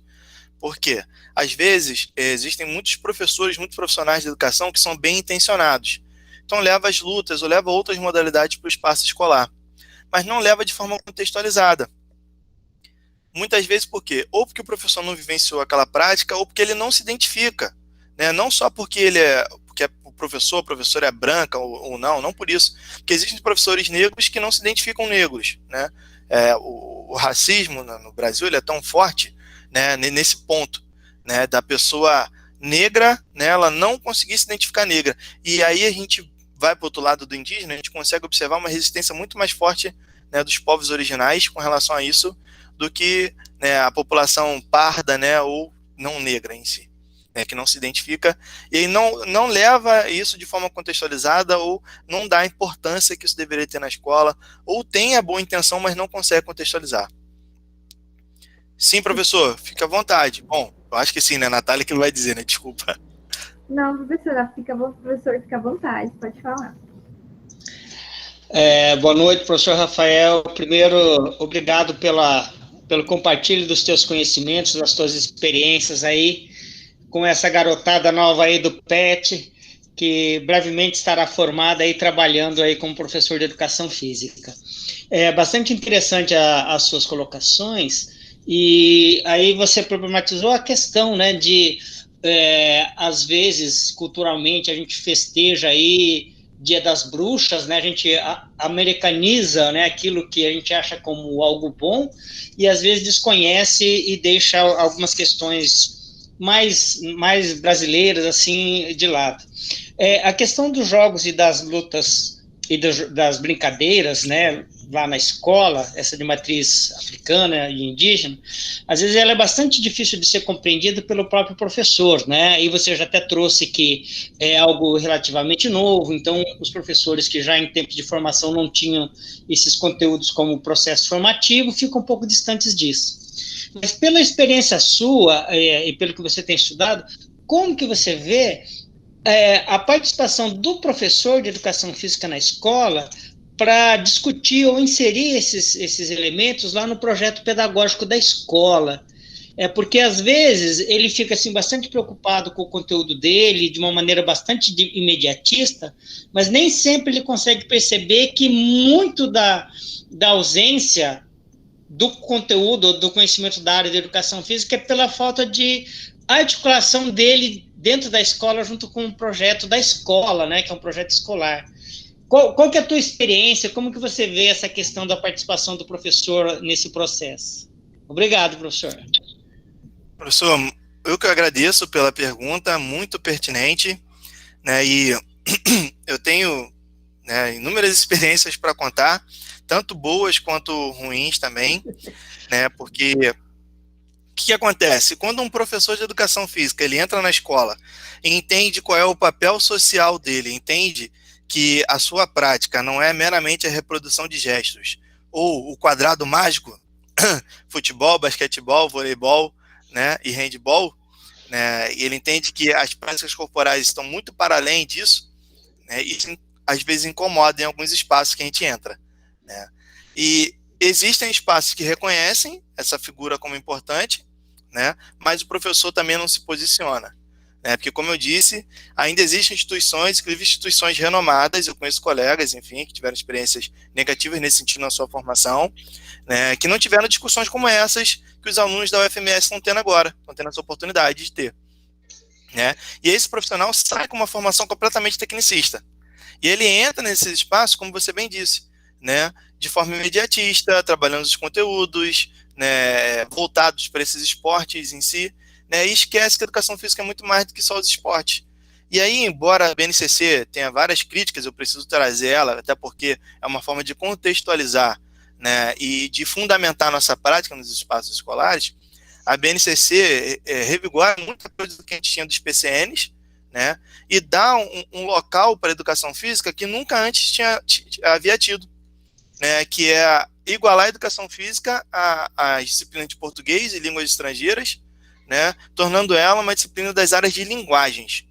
Então, quando a gente fala de linguagem, a gente está falando de todo tipo de comunicação, da comunicação verbal, da comunicação corporal.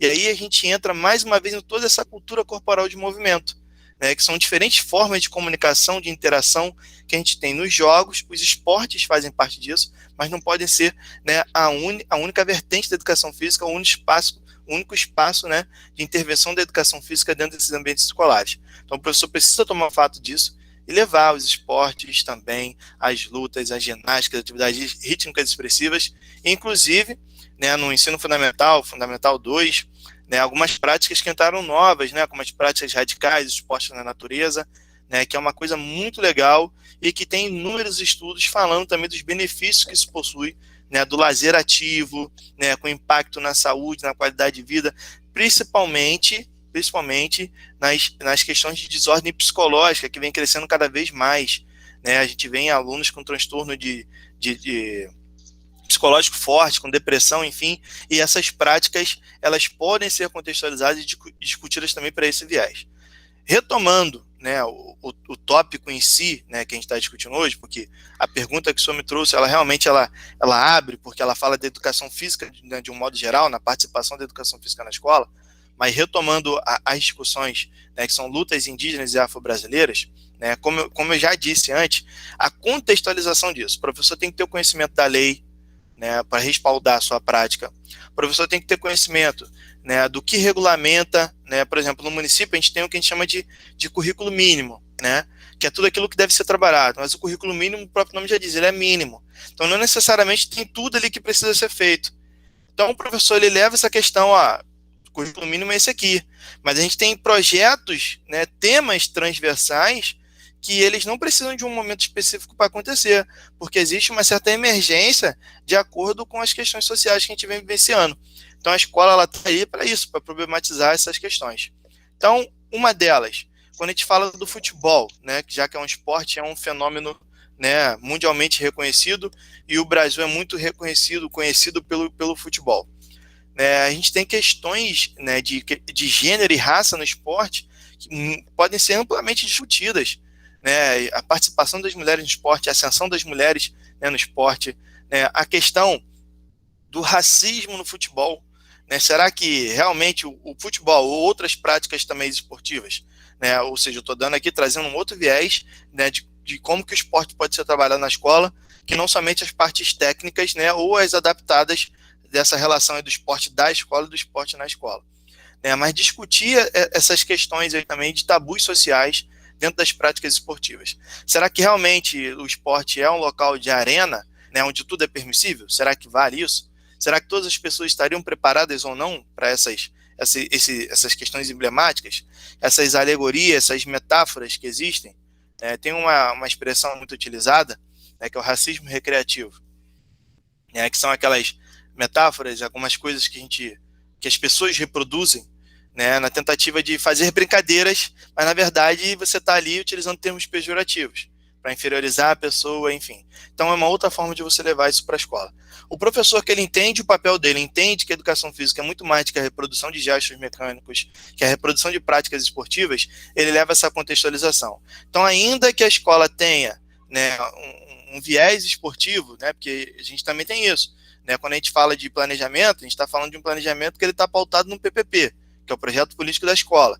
E a gente sabe que existem escolas que são tradicionais a esse ponto. A escola tem a tradição de ser campeã em modalidades esportivas, beleza.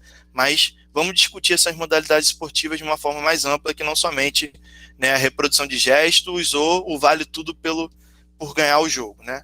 Não sei se eu respondi o senhor, professor, da forma devida. Se ficou alguma coisa, o senhor, por favor, né, reitera aí e a gente vai tentando responder, tá bom? Obrigado, professor. Obrigado. Professor Júnior, gostaria de fazer algumas contribuições, perguntas? Sim. Rafael, primeiramente, parabéns pela sua fala inicial, né? A minha pergunta, ela vai mais no sentido do prisma formativo, né? E no que tange as lutas, de modo mais geral, na minha visão, né? De modo mais geral, por isso que eu vou fazer essa pesquisa a um especialista que é você. Eu observo de maneira geral que as lutas têm sido trabalhadas no contexto do ensino superior, mais distante no que tange a cultura brasileira, né? O que eu quero dizer com isso? Lutas que têm a identidade mais forte com a nossa nacionalidade, dentre elas as indígenas, né, e as africanas, que é a parte, sobretudo, da nossa miscigenação, eu não observo tanto democratizada e discutida no âmbito da formação do ensino superior. De maneira subjetiva, eu vejo mais uma cultura eurocêntrica, né, ou ocidental, ou talvez asiática, sendo desenvolvida no contexto da formação de professores e às vezes, trabalhado mais numa perspectiva de técnica do que necessariamente desse elemento cultural, né? Movimento envolvido dialeticamente com concepção cultural, filosófica, social e cultural de um dado povo. O que você tem observado aí na sua caminhada, na sua, né, atuação como professor do ensino superior, mas também no diálogo com seus colegas da educação básica em relação a isso?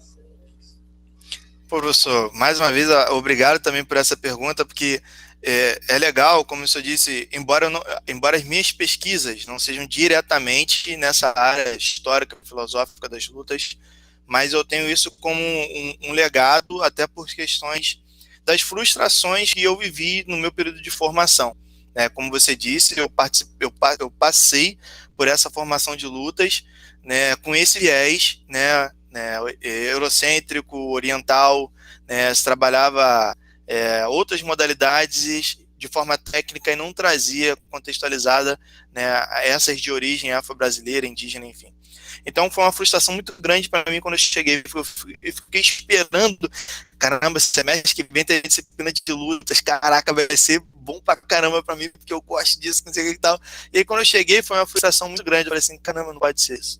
E aí na primeira oportunidade que tive, eu montei um seminário sobre capoeira, sobre lutas indígenas, e aí o professor, né, que era da cadeira da luta, falou assim, levantou, bateu palma na frente da turma toda e falou assim, esse rapaz certamente é um profissional dessa área, né, e foi muito bom ele ter feito esse trabalho, foi muito bom ele ter participado, que eu, por exemplo, não teria competência técnica para fazer isso, e ele está trazendo essa dinamização para vocês. Então aproveitem, suguem ele, porque, de fato, isso precisa ser é necessário ser discutido, precisa ser falado, e vocês vão levar isso para o espaço onde vocês vierem a trabalhar. Então, achei aquilo interessante, por mais que ele não tivesse, né, o conhecimento, por inúmeras maneiras, né, eu não sei até que ponto também não queria pesquisar, ou não tinha como fazer, ou tinha tantos afazeres, né, os professores, de modo geral, independente do segmento de ensino, no Brasil, passam por situações tão desconfortáveis de respeito, de valorização, né, salários depreciados, enfim, que existem inúmeras situações que podem ter levado ele àquele quadro, né, ou até mesmo por questões de formação, como você falou. Mas justamente essa formação deficiente que me levou, né, a uma discussão mais crítica e pontual, e hoje eu trabalho de forma diferente. Mas ainda observo alguns colegas que, infelizmente, ainda têm uma formação e reproduzem essa formação mais tradicional, como você disse, né, que traz esses elementos, né, de forma mais técnicas, né, de outras culturas e não trabalham a nossa identidade, não trabalham, né, uma cultura, uma diversidade de lutas tão incríveis que a gente tem, que poderiam ser melhores discutidas e melhores aproveitadas dentro desses espaços, né? Infelizmente. Inclusive, a gente observa, né, bolsas atletas, né, em algumas universidades, para o judô, para o taekwondo, para o muay thai, para o karatê, e a gente não observa isso acontecendo na capoeira, a gente não observa projetos de pesquisa e extensão, né, em lutas indígenas, enfim, esse tripé, né, que deveria compor as universidades de ensino, pesquisa e extensão, nessa vertente, nessa área, infelizmente ele não acontece, né, de forma eficaz, né, tão pouco eficiente, porque não tem nem de forma quantitativa, quem dirá qualitativa, né, os espaços que tem são esses de formiguinha, né, que eu trabalho, que outro colega trabalha, né, enfim, que ainda é pouco para que a gente tenha uma formação, né, mais voltada para essas desconstruções aí, né, que a gente precisa, né, para ter uma sociedade mais desenvolvida, que promova melhor a igualdade de condições, a equidade, né, e que entenda melhor, de fato, a sua história, a sua origem, né. Então é isso. Então eu falo desse lugar de quem praticou, de quem vivenciou a vida toda, foi capoeirista, né, e assim, morador de favela, né, venho da periferia, e aí me encontro em projetos sociais com essas lutas, e lá eu vou me construindo, me formo professor, e cá estou hoje, né, professor universitário, concursado. Então eu gosto de falar isso, porque as pessoas entendem um outro lugar de ascensão, que por vezes não é contado, né? Por vezes a figura do capoeirista, ela está vinculada à marginalidade, né, por conta de toda uma questão histórica que dá para ser contada, mas a gente precisaria de mais aí umas 3 horas, no mínimo, para a gente iniciar um papo a respeito, né, porque traz toda a formação, a estrutura, né, do Brasil em si, pautada nessa marginalização, né, do negro, por todas aquelas leis loucas que foram criadas antes da Constituição de 88, enfim. Então, o capoeirista ainda é associado, né, a essa imagem do negro que foi largado na rua, sem educação, né, sem direito a nada, né? E aí chega eu aí, como tem outros colegas também que eu gosto de ressaltar, né, que se formaram, lutaram e estão aí trabalhando, levando, né, essa cultura com outro viés, com outra discussão, né, para esses espaços, né? Então, acho que cabe essas pessoas se identificarem, mas para que elas se identifiquem, né, de fato é preciso que na formação tenha essas discussões. Infelizmente, a gente ainda não observa uma formação tão eficaz, né, nesse sentido. Acho que é isso.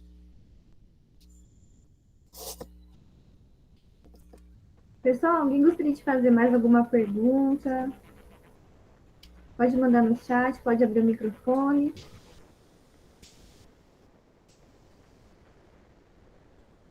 Professor, o senhor tem os vídeos que o senhor gostaria de compartilhar com a gente? Sim, eu tenho alguns vídeos aqui que mostram, né, como que as modalidades acontecem. Eu gravei com um amigo, né, e a gente tem tido contato ultimamente, que a gente estuda junto, enfim, é um professor também. E aí ele veio até o meu apartamento, a gente gravou num espaço pequenininho, e eu achei legal, inclusive falei com ele, não, nós vamos gravar assim, porque por vezes esse é o espaço que as pessoas têm para desenvolver essas atividades, às vezes espaços até menores do que esse numa escola. Então é aqui que a gente vai fazer para poder representar bem essa prática. E aí nesse vídeo a gente mostra, né, alguns golpes da capoeira, alguns golpes que são considerados golpes traumáticos, né, são voltados para o confronto, e tem alguns vídeos mostrando como que é a dinâmica, né, o procedimento dessas lutas indígenas que eu falei com vocês, tá bom? E toda essa parte filosófica e histórica, né, eu já contextualizei aqui, eu vou mostrar um pouquinho dessas práticas também, né, que inclusive, por mais que seja voltada para as práticas, os nomes dos golpes, posicionamentos, a forma com a qual se movimentam também são outros ganchos para que a gente possa promover novas discussões, tá bom? Certo, professor, acho que a gente ainda tem um tempinho para ver esses vídeos. Enquanto o senhor vai preparando, eu vou passar alguns recados para o pessoal. Eu vou colocar aqui no chat ok. a lista de presença e o link do funcionário. Eu peço que vocês preencham a lista de presença, que a gente vai gerar um certificado para vocês, e também que vocês nos avaliam a qualidade do nosso projeto, do nosso mini curso aqui, na verdade, da nossa PET, né? Que vocês possam avaliar, porque o PET busca sempre melhorar a qualidade de tudo que é produzido e é para vocês. Então, eu vou mandar aqui no chat os links, ok?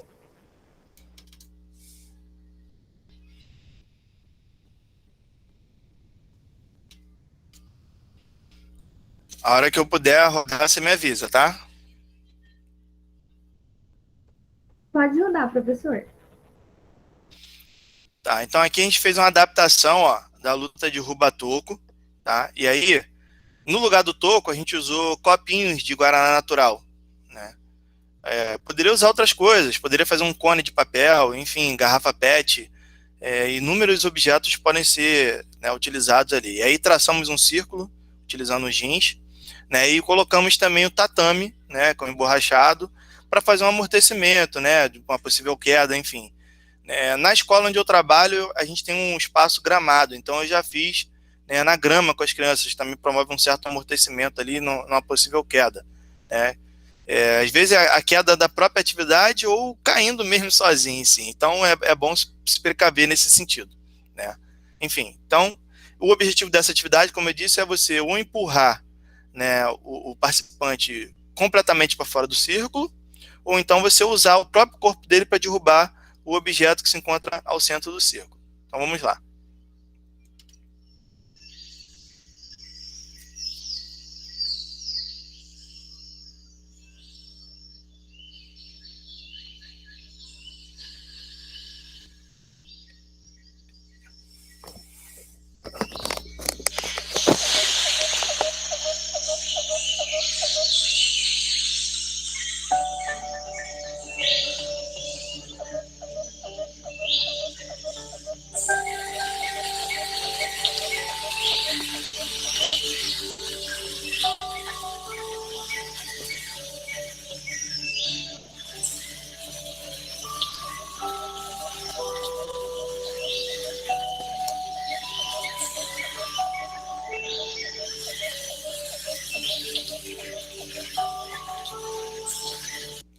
Essa outra atividade que vocês acabaram de ver ali, que é a briga de galo, é a luta dos Martinelli, né, que estava no slide e eu acabei esquecendo de falar. Então você coloca as duas mãos, né, pode ser amarradas ou simplesmente colocadas para trás do corpo, e o objetivo é você dar encontrões, né, com o próprio corpo, utilizando somente os ombros, para empurrar o seu oponente para fora do círculo, tá bom? Agora a gente vai ver a Marajoara.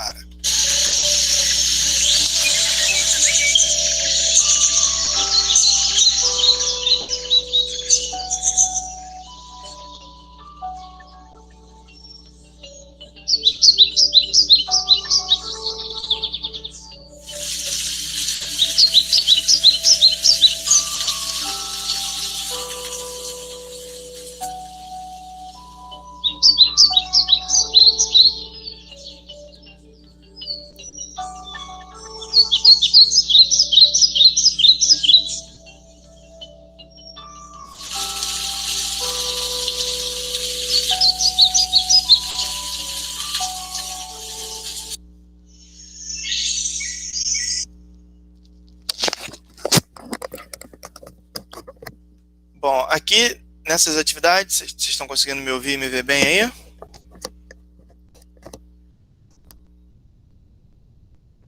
Sim, professor. Beleza. Então, nessas atividades, lógico que a gente adaptou, né? Não utilizando toda a agressividade que poderia ter também na luta, mas ali a gente estava fazendo força mesmo. Pode, de repente, não ser tão fácil de visualizar no vídeo. Eu também não sei como é que a transmissão tá aí para vocês. A minha internet aqui hoje ela não está muito boa, então não tenho certeza se o vídeo estava no tempo certo ou se ele travou ou não. Mas se vocês quiserem, como eu disse, pode entrar em contato comigo nas redes sociais ou por e-mail. Eu deixo meu e-mail disponível para vocês, que eu disponibilizo esse material também sem problema algum. Agora eu vou mostrar um outro vídeo que traz alguns movimentos específicos da capoeira. Inclusive, eu já tive trabalhando com ensino médio, né, e com Fundamental 2, e falei sobre a influência, né, da capoeira, inclusive no MMA, né, que é o boom, né, do momento do universo das lutas propriamente ditas. Né, mostrei alguns atletas brasileiros que se destacaram no MMA, utilizando, né, alguns golpes de capoeira, enfim, né, porque por vezes eles não conseguem identificar a capoeira como uma luta. Como eu disse, em muitas ocasiões, né, as pessoas utilizam esse termo pejorativo chamado de macumba, né, para dizer que a capoeira é macumba, que enfim, que é coisa do demônio, e enfim, toda essa história que vocês já conhecem, né? Então vou mostrar para vocês aqui alguns golpes que são utilizados.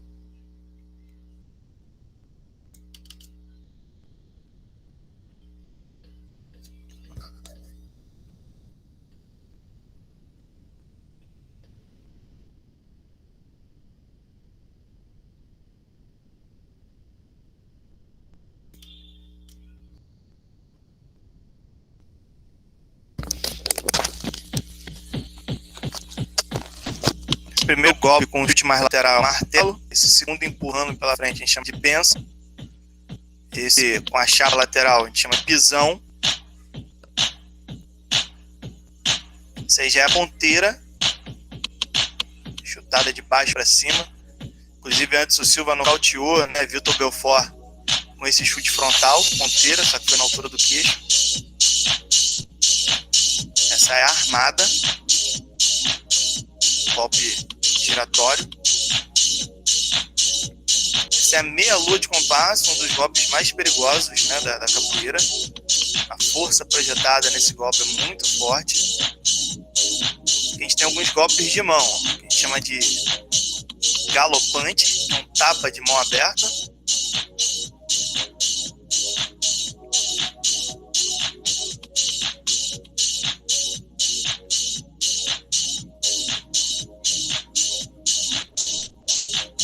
A escala.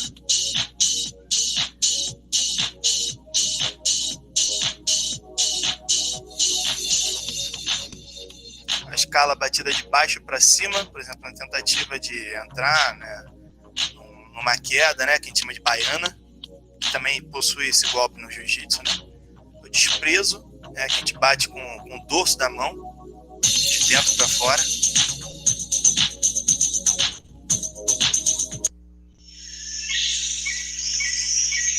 Vou mostrar a outra parte aqui.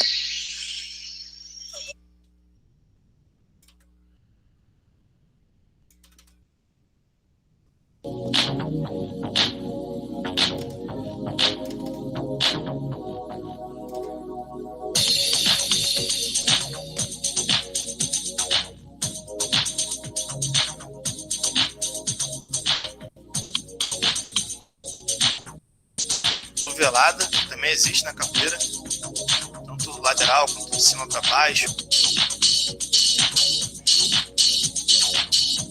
ou como eu cheguei a mostrar ali também, né, batendo de cima para baixo também mais reto. Velada cruzada.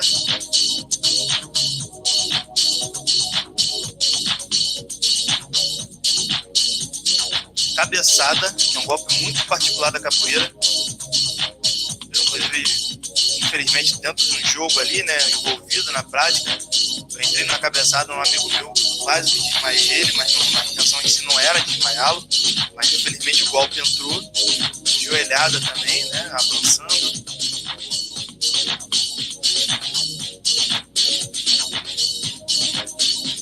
Da frente, de trás,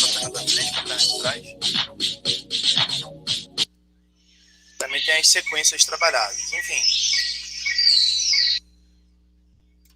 vou mostrar só esse aqui, porque esse aqui também tem uns golpes de queda, né? As pessoas conhecem as quedas que existem na capoeira.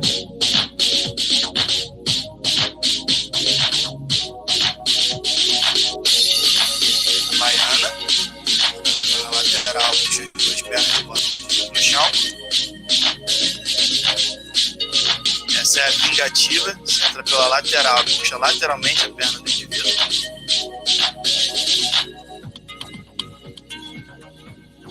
Tesoura de frente, você dá a tesoura em uma única perna.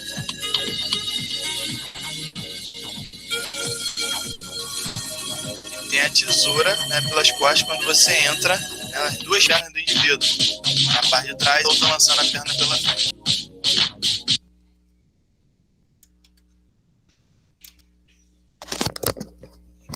É lógico que daria para a gente fazer um curso só sobre isso, né? Que são inúmeras as possibilidades de intervenção. Mas eu quis trazer esses vídeos porque muitas pessoas, né, às vezes, nunca tiveram nenhum tipo de contato, né, com essa prática. Então, o vídeo ele ilustra algumas coisinhas que podem ser trabalhadas, né? Além de toda essa questão histórica, cultural, contextualizada que eu disse para vocês anteriormente. Eu espero que de fato eu tenha conseguido contribuir de alguma forma, né, para esse evento que vocês estão realizando, e que eu me sinto assim muito gratificado mesmo de estar podendo fazer parte. Sinto muito bem, né, em estar envolvido com eventos, né, dessa magnitude, né, num sábado, olha aí, 9 horas da noite, e a galera está aí ainda, todo mundo assistindo, participando, fazendo perguntas. Né, eu fico assim meio abismado quando eu vou para algum lugar assistir alguma palestra ou dar alguma palestra que as pessoas não perguntam. Eu falo assim, mas como assim? A pessoa está ali para falar, ninguém contextualiza, nem que seja para criticar, para dizer que não concorda, mas acho que tem que ter a discussão. E aqui, esse espaço, eu pude observar isso e dá para ver, né, o quanto as pessoas estão engajadas, né, com uma formação de educação física, com qualidade e com profissionais que vão futuramente estar aí atuando, né, nas áreas de intervenção, né, de forma mais crítica possível, né, promovendo uma educação física com melhor qualidade, né, que de fato consiga interagir com as diferentes práticas corporais e com os indivíduos que serão beneficiados por ela, né, de uma forma muito mais significativa. Muito obrigado mesmo aí pelo convite, né, que a Camila me fez, pela mediação da Natália, né, pelo professor Júnior pela recepção, o professor Fernando aí, né, por ter participado também. Muito obrigado mesmo, de coração. Estou muito feliz em poder partilhar, né, desse pouquinho de tempo aqui com vocês. Obrigado. Nós agradecemos, professor, todo o conhecimento compartilhado aqui com a gente. Com certeza você contribuiu na nossa formação e também nos professores que já estão em campo para pensar novas possibilidades da educação física dentro da educação básica. Então, nós só temos a agradecer aqui pela sua participação, por todo esse conhecimento compartilhado. Eu agradeço a participação de todas as pessoas até hoje, nesse sábado, né? Todos os sábados aqui, praticamente todos os sábados. Foram 2 sábados e 2 quartas-feiras. Obrigada, pessoal, pela presença de vocês. Em breve nós enviaremos os certificados. Agradeço meu professor orientador, Fernando, que está aqui conosco também, o professor Júnior, que tem conduzido todo o trabalho do PET. Pessoal, o PET é um programa muito grande, tá? Tem cerca de 840 grupos no Brasil inteiro. E nós temos o privilégio de estar aqui discutindo com vocês, tá? O PET está à disposição de vocês. O que vocês tiverem de sugestões para mini-cursos, para Mostra PET, pode enviar para a gente. E só tenho a agradecer a todos vocês. Muito obrigada. E eu passo a fala para o professor Júnior agora. Primeiramente, Rafael, muito obrigado mais uma vez por, né, como você falou, estar conosco nesse sábado já um pouco tarde, né? Para nós 20 horas, para você 21 horas aí, momento de final de semana, né? Descansar, ficar com a família e ter a disponibilidade para estar conosco aqui, né? Agradecer ao Fernando, grande parceiro, por estar à frente, conduzindo aí do subgrupo. Prazer ter ele aqui conosco. Natália, Matheus, Camila, parabenizar pela condução do trabalho do grupo e agradecer todos os demais petianos e os demais participantes do evento, que esteve conosco nesses 4 noites, né? E dizer que daqui 10 dias, mais ou menos, a gente estará enviando para vocês a declaração de participação do evento. Mais uma vez agradecemos, né, estar conosco mais uma vez nessa formação e colocar o PET Educação Física da Universidade Federal do Mato Grosso do Sul à disposição. É o nosso compromisso, contribuir com a formação dos acadêmicos do curso de Educação Física, assim como a das demais universidades, e compartilhar os conhecimentos também com os professores da rede estadual, municipal e particular de Campo Grande. Fernandinho, quer fazer uma fala, meu querido? Na verdade, parabenizar a fala, a exposição do Rafael, a colaboração dele, o professor Júnior aí conduzindo o grupo PET, todos os acadêmicos têm disponibilizado a partir desse programa, que é bastante importante para a nossa universidade, bastante importante para a formação dos futuros professores de educação física. É só parabenizar todos vocês aí, hein? Bom descanso.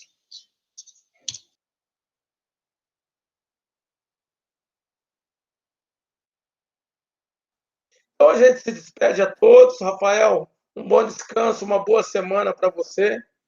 A gente se encontra na ciranda da vida e na ciranda acadêmica. E muito obrigado. E precisando de alguma coisa, o PET Educação Física, assim como eu, estamos à disposição. Um abraço a todos, bom final de semana.